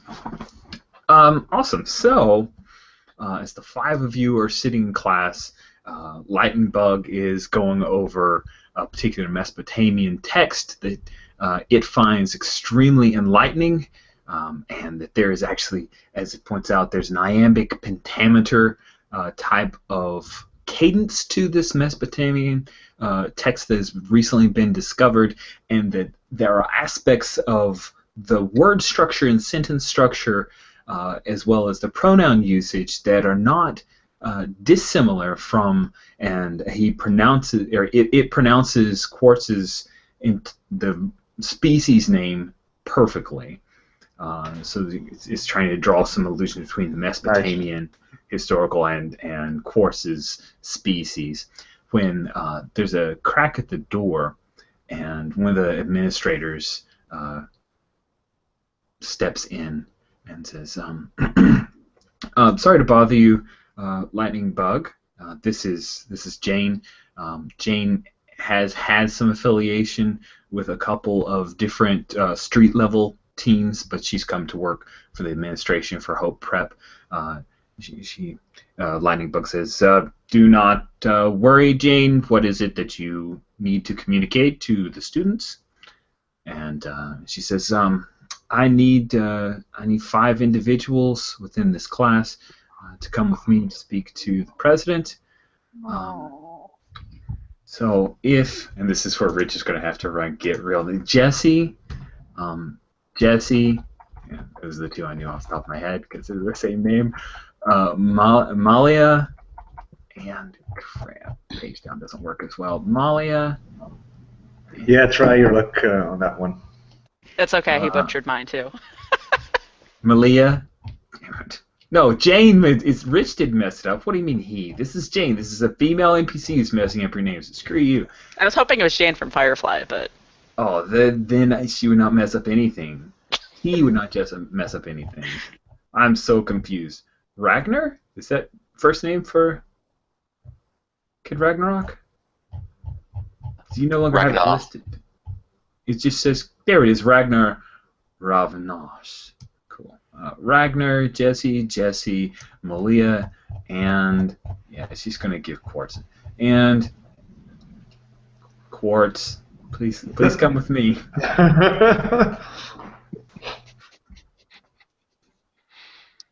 She waits. What do the 5 you? What were you doing before Jane walked in, and what do you do when Jane calls your name? Not paying any particular attention, and after she does, shooting daggers out at Kid Ragnarok, who's obviously to blame for the situation. I've been creating psychic projections of paper airplanes and been throwing them at Quartz's head, the back of his head. Quartz has not been noticing this at all, and has been he's in his human form, and he's just sitting there, staring at the front of the class, paying perfect attention.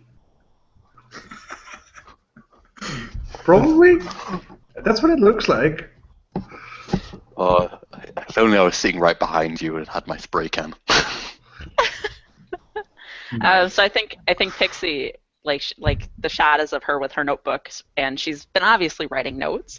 And you see the Mesopotamian and iambic pentameter, and then there's several she's clearly trying to figure out how to correctly spell Quartz's planet's name. Nice. I love it. ASAP is. Okay. I was going to ask you that, and you were answering, so go ahead. ASAP is actually got the textbook open. It's like speed reading through it, and then trying to pay attention to the teacher, and then also trying to marvel at what Kid Ragnarok is doing. Cool. So she has you gather up, and will lead the 5 of you walking ahead to President Maelstrom's office, which is down the stairs and down the long hallway to the administrative offices. So she walks ahead briskly. She's dressed in very similar colors, skirt and blazer, similar colors to Hope Prep Academy, the Hellions colors. And is there any conversation that takes place as you guys head towards President Maelstrom? I saw there were some dirty looks from. Oh yeah. Well, I noticed that Pixie is trying to get the name of my planet correctly, and sort of go The correct name is not quite pronounceable in human tongue. However, the pronunciation is like it's a shrieking sound of indeed, like, again, crystal on like it's the fingernails on a chalkboard, and then he spells it out. Like, I think the most the translation closest is and then he starts spelling out XFUIENOOSHE. Wait. Go back to the F. And he starts repeating it over and over until you've got it down.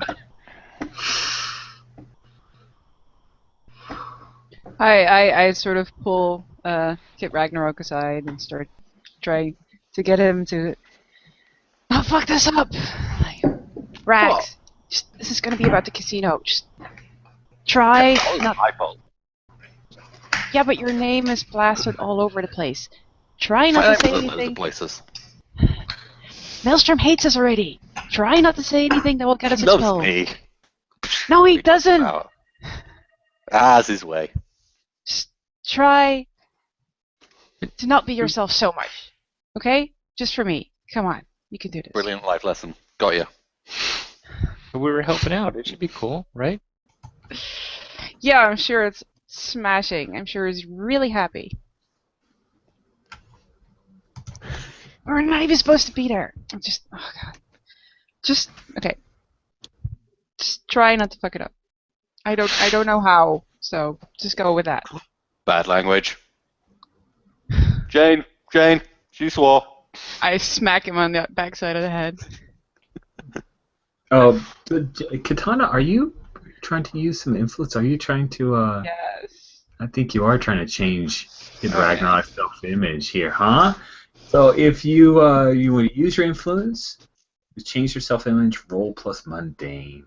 Do I have influence over Rags? Oh, yes. Otherwise I can't. Yes, you do. Oh, yes, I do, yeah. Okay. I thought most everybody had influence over the rebellion boy. Oh, mundane. Ooh, It was just quads.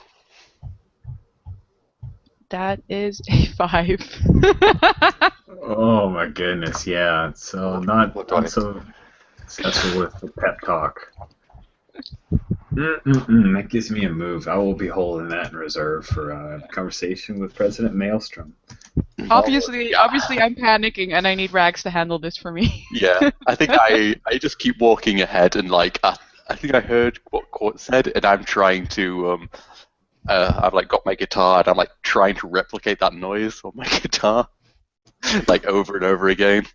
Jane spins on her heel and walks a couple steps back to the 5 of you as you're kind of slowly walking along behind her down the long hallway, with all the lockers and the buzz of the overhead lights. And she looks directly at you, Katana, and says, "Jesse, I know that you don't have any powers, but perhaps if you could exert some control over what you do have, such as your choice of language at the school, it would be appreciated." Yes, miss, I apologize. I tried to tell her. That's enough, Ragnar. We're not angry, just disappointed. Well, I keep a straight face until she turns her back again. She turns her back again after saying, "Well, he has a point," and then yeah, she heads on. And at the end of the hallway, near the western stairs, are the administrative offices. These offices, like other points within Hope Prep, have a lot of high technology. There is a power dampening field that is supposedly within one of the administrative offices. Here, this is where you first come in during orientation to meet and greet the administrative staff, and Jane leads you directly into President Maelstrom's office.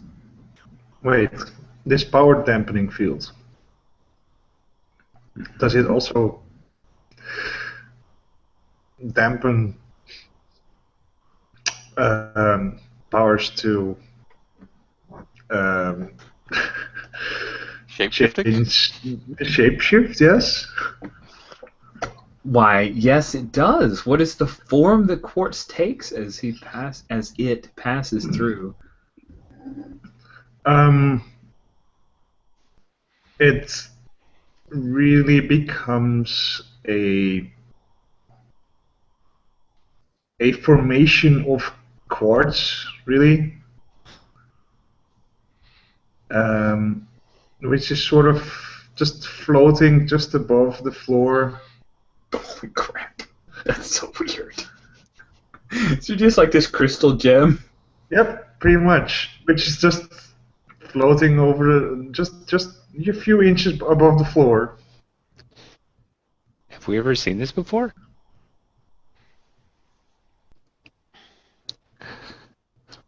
Probably not, unless you've been in detention with him before. ASAP is kind of freaking out at this point. Yeah. Slowly. Is he or it? Court's fine, or what? We need to call the doc. And when you ask that, he's like, I mean, you still hear the same voice, and like sometimes one of the crystal outliers sort of lights up as he speaks, and is there a problem, Jesse? Oh, you just don't look yourself. So I was just worried if you're okay. I assure you that I look more myself now than I do otherwise. Leave him alone. So you're okay, right, Quartz? I think he's fine. He just said he was fine. Oh, okay. I didn't know. I was worried about him. Oh, so as you guys are kind of walking through the power dampening field and across the office, there's already someone who's here, evidently waiting to talk to the vice principal, and this one of the seniors. He'll be graduating. He has beet red skin, and he's actually, his parents gave him the wonderful name of Satanus. He's wearing a leather jacket and killer boots. And he's got his arm kind of up on the bench, and he sees you guys come through, and he goes like, "Oh, great, Steven Universe, awesome, you guys in the crystal gems, good choice." Sup? I could do Sup, like Ragnar? Cool. So you guys head past Zatanus and the administrative staff and head into President Maelstrom's office, and your powers start to return as Jane closes the door with the five of you in his well-appointed but not ostentatious office. You do see that the grounds are visible behind him through the large glass pane windows, and he's sitting, of course, behind a nice desk that is made from a particular meteor that was part of stopping a supposed alien invasion that's been carved down. And yeah, he's seated in his chair, but he stands up when the five of you come in. Students, please have a seat. We're going to talk about your activities at the casino. Who will be the speaker for your team?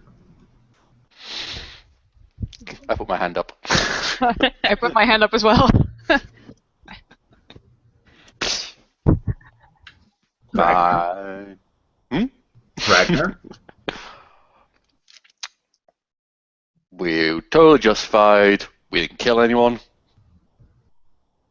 Hey, did we catch that guy? I kind of zoned out. We left, but I think we defeated him.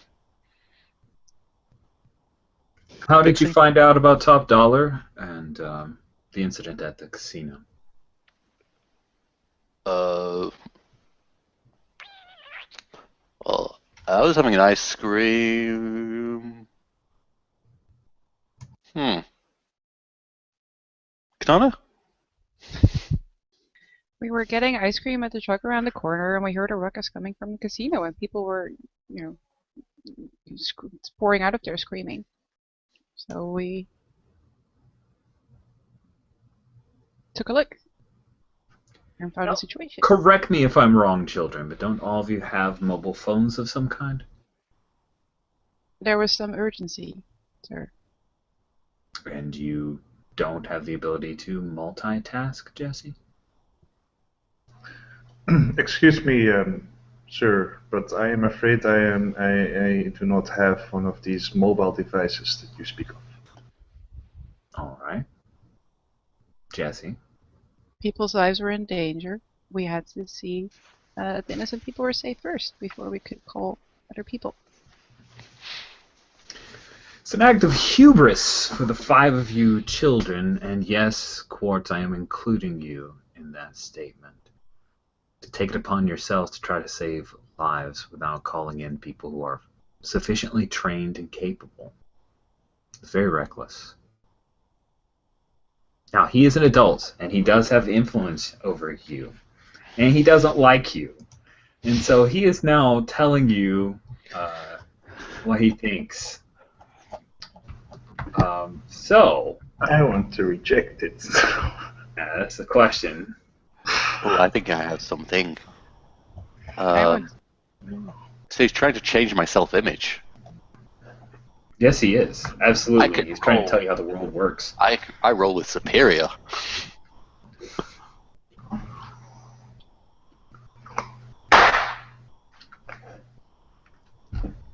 So he is saying that the 5 of you should not be saviors.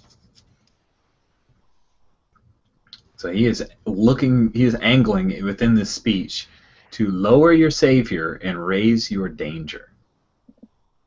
Your perception of yourselves as being dangerous. So, do you wish to reject or accept that? I know, Put it that way. I rejected. My whole purpose existing is to be a savior. Guess you're rejecting it then, aren't you? Yeah, I'm rejecting. And besides, I'm someone rejecting could I'm have good been with hurt. that. Oh, what did Pixie say? Besides, someone could have been hurt if we would have just stood there and waited. Yeah. Sounds like rejection to me then.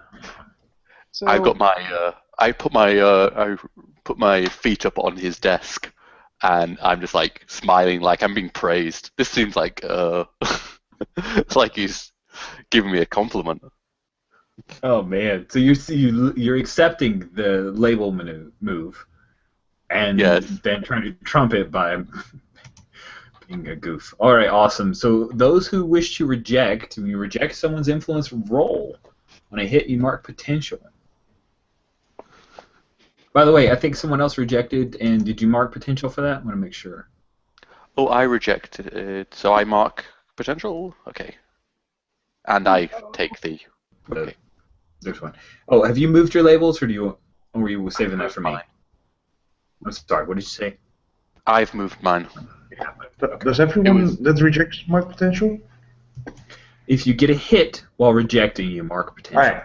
Yeah. 7 or What is- better, you get a potential. Oh, okay. But every time you roll a miss, oh, it's not a move. Okay. Yeah, gotcha. Oh man, this sucks. Yeah, on the miss, the words hit you hard. You mark a condition, and then I'll adjust your labels accordingly. So you can choose how you accept that, like how it affects a condition on you, Katana. Hmm.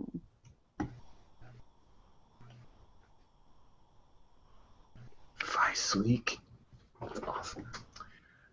Yeah, so the conditions are angry, afraid, guilty, hopeless, and insecure. I'll go with insecure. Okay, Maybe we did the right thing, maybe we did the wrong thing, maybe. I don't know. nice. And then for, it looks like ASAP, you nailed that, huh? Yeah. Awesome. So you can choose 2 out of that. You can clear a condition by immediately acting to prove them wrong, cancel their influence, which he is using, and take a +1 forward against them, or shift a label up and down, 1 up and 1 down. You get 2 of those choices. So if I don't choose to cancel his influence, how does that affect me? That means that you've rejected his influence. Like, I won't be able to move your labels, Okay. but he'll still have influence for future attempts to tell you how the world works. Okay.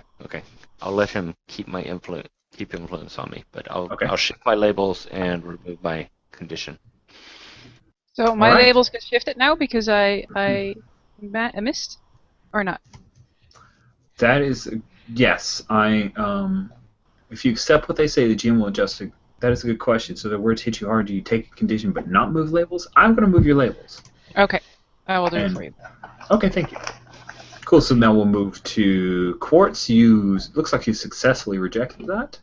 I think so. Yep. So you get one choice. And that's when you reject someone's influence, right? Hmm? That's when you reject someone's influence. Yes. Yes, I think I will cancel their influence and take +1 forward against them. All right. Cool. And then Pixie, you have a mixed success as well. So what do you choose? I am shifting one label up and one label down. I'm shifting my savior up because we helped people. And I'm shifting my freak down because I feel like less of a freak because we're standing together. Well, That's except so- for Ragnarok, but All right, Ragnarok, you accepted it and moved your labels accordingly. I told you he likes It's it. great. Yeah. So he does Maelstrom with surprising strength. Just backhands your feet off of his desk. There's no restraint. It's just a Do I fall out of my chair as well? up to you. I think so, probably. Yeah, maybe. Okay, I have to recover a little bit. He stands up from his chair and looks down. Children, you are here to learn. What you're doing is not acceptable.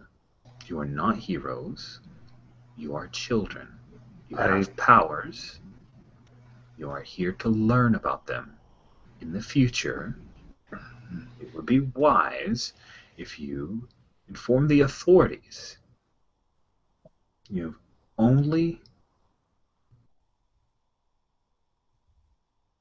put other people in the success that you had against Top Dollar was luck. He is a very weak threat who could have hurt people. And I'm thankful that you at least didn't bollocks that up. Do you understand what I am telling you? Yes, sir. I'm afraid I do not. You saying we didn't bollocks it up? I'm saying that no one was hurt. I don't think it is something you could replicate. Luck does not equal skill. Yes. I do not understand, sir. There were people of your kind protected from harm, and this is bad, as you No. say? The end result of people not being harmed was beneficial. The methodology to protect them from harm is what I question. It is as if someone had performed a science experiment and after one time getting a result that they had hoped for, declaring that stimulus equals response.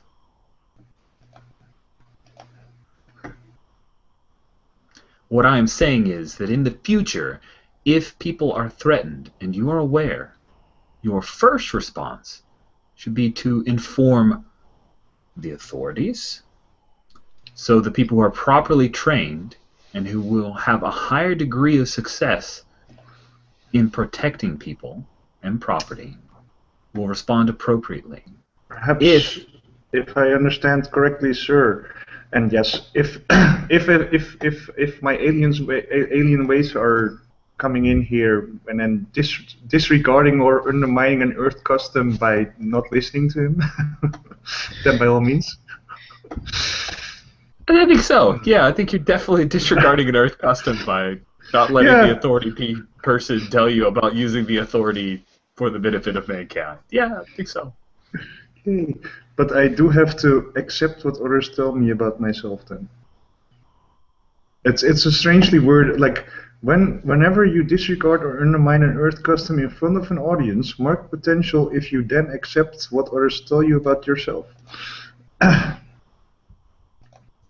Cool. Okay, so you're kind of speaking over him. Yep.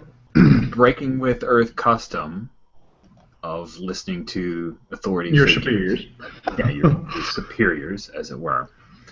So then you see this the clouds start to darken around his head because he has weather-related powers, and there's a thunderous boom that happens. You can actually feel it in the floor and through. As a quartz entity, I imagine you're pretty susceptible to sound and sonic vibrations. Right? He says, "There are things that you will come to understand over reflection. I would hope that you reflect upon this, and in the future, do not repeat the action that you have taken. Do you understand?" But you didn't let me finish. You suggest that perhaps your teachings are not sufficient to these people to protect their fellow citizens? They're not complete. You are all as yet unmolded clay. It is a work in progress. It is our responsibility to help you to reach that potential. You are not there yet. And by acting as if you are endangering yourself, and you are endangering the people that you most wish to protect. Well, no offense, Mr. Maelstrom, but Quartz is right. I think we want to be something more than high school principals when we're done graduating here.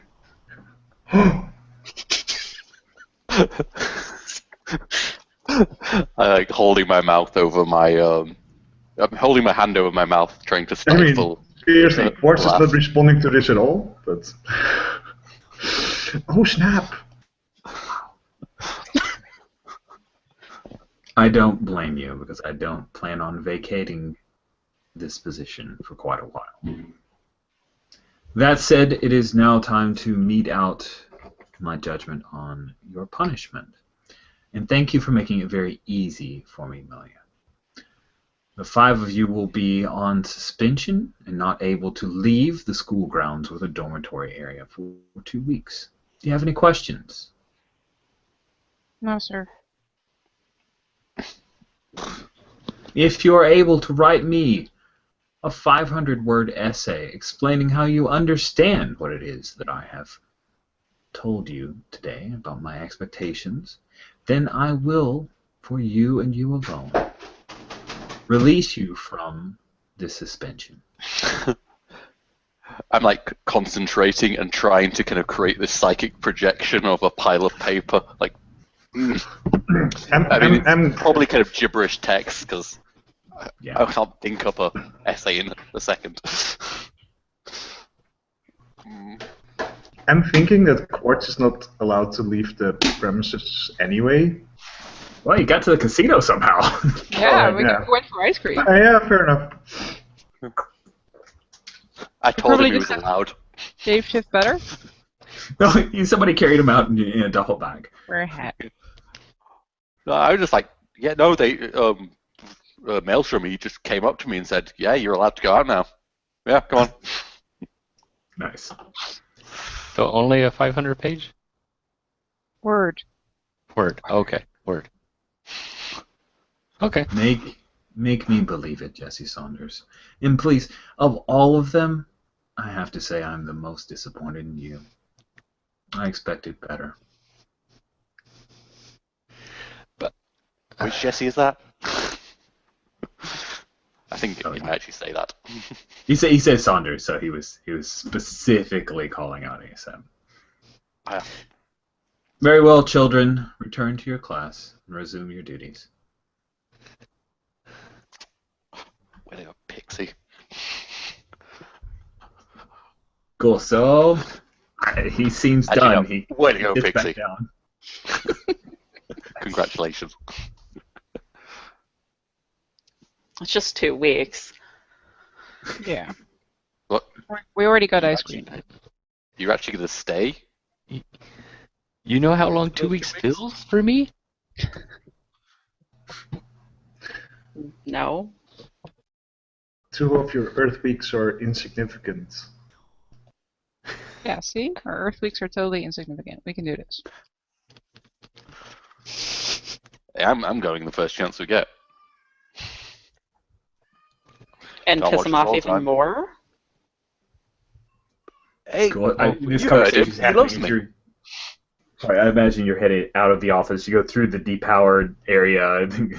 Quartz becomes a giant quartz crystal again. Satanus is And we'll not keep there. talking like time in our world is much different than it is here. It's much more slowly, and in our time, about 10 of your Earth years pass within a year of our. And he keeps yakking. You get hall passes to head back down to finish up your esoteric languages.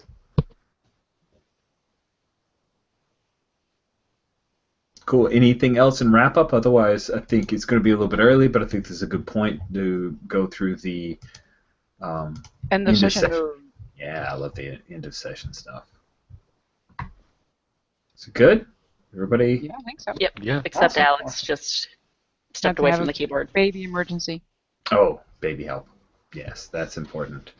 We'll give it just a minute here. So let's just do some feedback before we talk about end of session. First time playing for 4 of you. What were your first impressions of Masks? And again, keep in mind, it's the first time I've run it, and there were a couple of foibles. So thank you, Andrea, for supporting me. I really appreciate that. I think after months and months of this game that I would understand it better, but I will say that I've never played this exact version of the game because it changed a lot as we were play testing. That's my defensive mechanism coming out. I should have done better. Okay. Will, what did you think of the game? What's your feedback? Some stuff you liked or some things you'd like to focus on for future sessions? I think as with all the Apocalypse Engine games, I love the flexibility of it. I love that the superpowers are not rigidly defined. So I think some super games get overly zealous to try to define and specifically mechanically net out what a power looks like. And this is the first time one of the few games I've felt like a speedster. I mean, I could actually use the powers in all the glory. Yeah, and you didn't have to do like major algebra to figure out if you could physically move the force of. Yeah, I'm with you on that one. Anything you'd like to see more of, or anything that felt a little wonky or odd to you? I think just because my newness to it, there's nothing really I feel that I could call out at this point. Okay. Cool. Jules, what about you? What did you like about it so far? Any highlights for you? I think it looks pretty smooth compared to the other Apocalypse World games I've played so far. I really like a lot of self-image stuff. That's really cool. And some of the moves are really, really nice for the teenage superhero stuff. I haven't actually grokked all the mechanics yet, but everything seems to be running really smooth so far. Good. Anything that you'd like to see more of, or tweaked? Well, obviously next session we have to get our drama on. Yeah, I think so. I think so too. But it's cool too. Some snippets of drama. Yeah. Yes. One of the things in the GM is in the GM rules says always start with a fight against a supervillain. So that. Oh, that was very cool. I like that. Yeah. it's going to be interesting to see how that works for like every session. I don't know if we're going to do that. I don't know if I. Yeah, I wasn't really, well, now I'm clear, but I wasn't really clear at the start what our connection was with our high school activities and our fighting crime activities, but it has now been put into perspective. Cool. Would that have changed Katana's choices? I don't. Oh, no, think so. no. Cool. Awesome. Cool. Jan, what about you? What did you like about the game?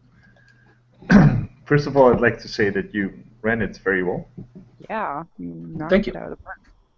Or at least I think so. I enjoyed it a lot. I do love the fact, indeed, what Will already said, the fact that you can have whatever abilities. Like if you're an outsider, you have a choice between of 2 of 6 really overpowered things, and you can just go like, okay, well, shapeshift, radical shapeshifting. There you have it, and it doesn't say like, well, and then you have to do this and this, and that's awesome. I'm a little confused still because I used my alien ways, and I'm still a bit confused on how it actually works, because the accepting what others tell about you, what others tell you about yourself, is still like a bit vague for me. But I think that will clear up as we go. Okay. I'm trying to make it as I'm trying my best to make sure I'm clear when I state what I'm using that influence for, and if it ever seems vague because it feels like color rather than mechanics, let me know, and we can always talk. If you could clarify what you told me after the session, then yes, that'd be good, because Sure. Awesome. But other than that, I love the flexibility. I love the fact that your character is not set in stone, and that your character changes by its self-image. That's awesome. Yeah. Right. So the moving of labels at first was like, I don't get it, and after time it really started to fall in place. So now, man, I set myself up for going all the way to Andrea. Andrea, who's had an amazing game master of this particular game, played with characters that she has loved and adored. So I had a high mark to try to meet. Andrew, what did you think? It was good. It was good. Like you, because we haven't actually played with this rule set yet, so I was like, wait, but I want to shift someone's label. How do I do that? Where did that go? Like, I think we had the same sort of problems, because we're just not familiar with this particular basic moves layout, and some other stuff has changed. But it was really fun. I really enjoyed it. I got to be a sassy little demon. You were. But what would you like to see more of, or what? I guess the one thorn I would call out is the scene where we were moving through the depowered area, Mm-hmm. and everyone was like, "Oh my God, Quartz, you look different. Are you okay?" Like that really pushed on Pixie's buttons, because, really, he said he's fine. People, who cares what he looks like? It's Quartz, and he's fine. And instead, we kind of rushed past that moment. But Right. that aside, it was great. No, I didn't, but it will come back. Yeah, it was duly noted. Pixie has a crush Trust on me. Quartz. Quartz picked up on it, but I felt that it would be driving the game too much to go in like a long conversation about. So I figured we could get back to that conversation later, but trust me, I noted it. Oh yeah, no, that was fine. That was just the one, I thought it was going to come to blows or snide comments or something, and then we just sort of moved past it. So I was kind of like, oh well, I'll take out the anger on Maelstrom. As well you should, or maybe Ragnarok. What's funny is that actually I misspoke. I misspoke in what was in my head and what I said out loud. I was actually imagining there was a detention room, a room offset that was depowered. But once someone said, "Is it here? Are we going through it now?" I'm like, oh wow, that's amazing. Yes, I just said yes, but I didn't think about how that would have impacted Pixie and everyone's reaction to Quartz. I definitely would have kind of drawn that focus down if my brain was functioning on that. Instead, I was more like improv, like, oh yes, I will say yes, and then we'll let kind of go that. And once it feels like there's a dead space, I threw in Satanus because I had to make a Steven Universe joke. I'm sorry. I created that NPC off the top. That's all I was thinking was, must make Steven Universe joke. I don't know what that means. I don't either, but it's phenomenal. Steven Universe, the crystal gems, they're all noticed. I don't know. It's a great cartoon. You guys are missing out. I've seen it. Yes. Thank It you. is Alex. good. Has some good songs. Yes, there are some great songs. So, Alex, you're away. What we're doing is just a quick roses and thorns to kind of buy some time before we did the end of session moves. So, did you have any highlights for you, or any things you'd like to see different or to focus on? Sorry, I got distracted there for a bit. Okay. If anyone else hasn't answered, if they Everyone has. Everyone has. No. Sorry, you were away. Anyone can give me the gist of what they said, and I can say ditto. It's okay, man. Oh, no, all we were saying was just like highlights for you. Were there any highlights in the game, things you particularly liked? First impression. I was enjoying the banter. Definitely. I liked being reprimanded both by Katana and by Maelstrom. That was fun. And then ignoring it. I liked the little bits of ASAP hero worship, though.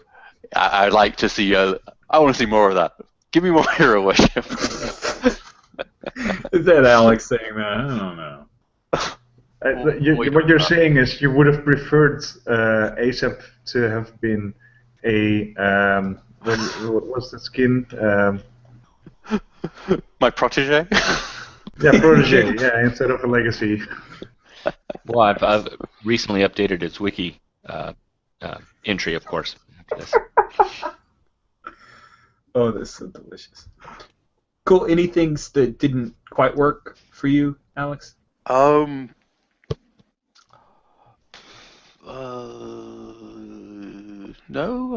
I can't think of anything. Okay, cool. All right, we will move to end of session, and we'll bring this to close. At the end of every session, choose one. Well, we lead off with Andrea. So for Pixie, did you grow closer to the team? Did you grow into your own image of yourself, or did you grow away from the team? I grew closer to the team because I liked how we stood up to Maelstrom. All right. Who made you feel welcome and give influence to that character and clear a condition or mark potential? Yeah, this is where it gets really tricky. Let me see who has influence over Pixie right now. Just Quartz. So I think I'm going to give influence to Katana because she seems like she actually has her shit together. Shit together. Nice. She's got you fooled. Cool. And then you don't have. Do you have a condition? No. Hold on. Check your sheet. I don't think you have a condition. Nope, don't have a condition. Mark potential. Woohoo! Awesome. So now you guys know how it works. We'll move back to Jan for Quartz. Did you grow closer to the team, grow into your own image of yourself, or grow away from the team? I grew closer to the team, and the person who made me feel welcome was Pixie, by saying that I was fine and not weird. So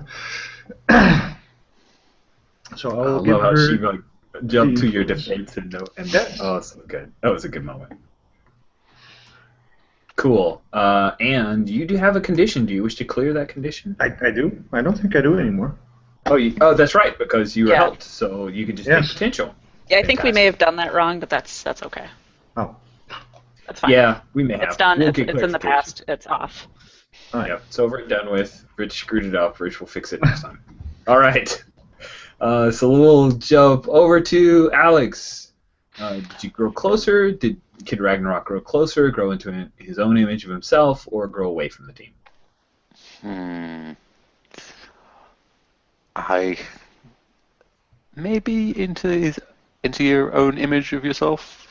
Explain how you see yourself and why.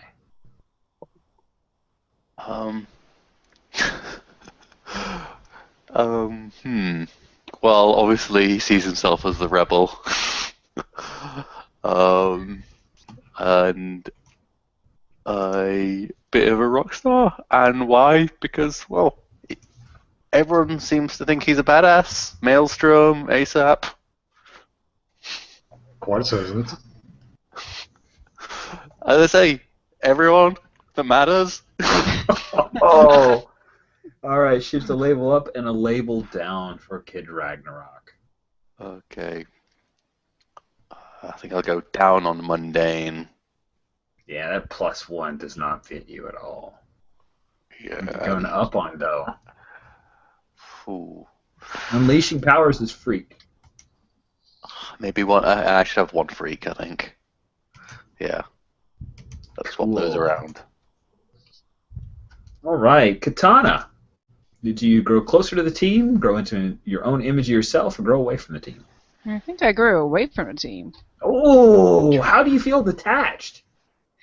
Well, I thought we were doing so well with our rescue operation, and we'd sort of done everything with some minor hiccups, but pretty good as a team. But then the principal really got to me, and especially after everyone, it felt like they because they have superpowers, they can actually mouth off to the principal, whereas I have to walk on eggshells, and I just have to take whatever's being said to me, and that made me feel detached. That stinks. Oh, man. So you take influence that someone has over you away. Okay. I'm not sure who that's influencing. Quartz, Ragnarok, or ASAP. I guess that would have to be Ragnarok. Oh, perfect. That is very appropriate. We finished with the fastest, ASAP. Do you grow closer, grow into your own image, or grow away from the team?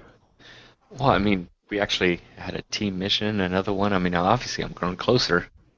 They're accepting me. They haven't rejected me. Who made you feel welcome? I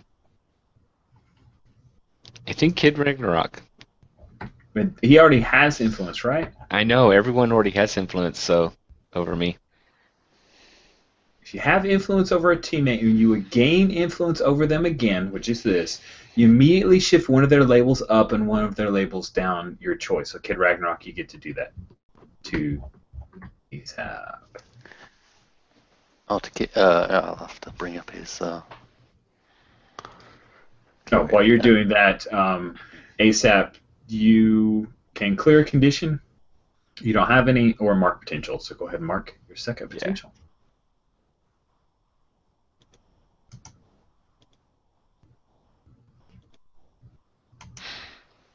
Okay.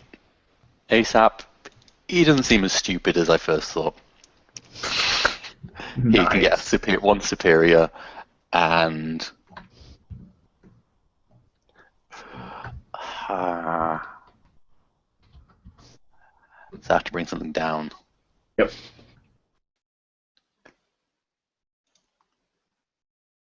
And a little less boring, so less mundane.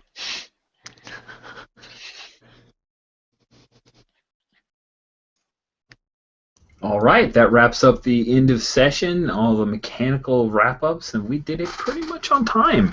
Thank you all so much for playing, and we'll be playing in a week. I've had a lot of fun. I have some rules to reread to make sure I get it right next time. And thanks for being understanding and not frustrated. If you like this and you want to see more, subscribe to my channel, which is here-ish. And we'll be back next week to play some more masks. Thanks, everybody.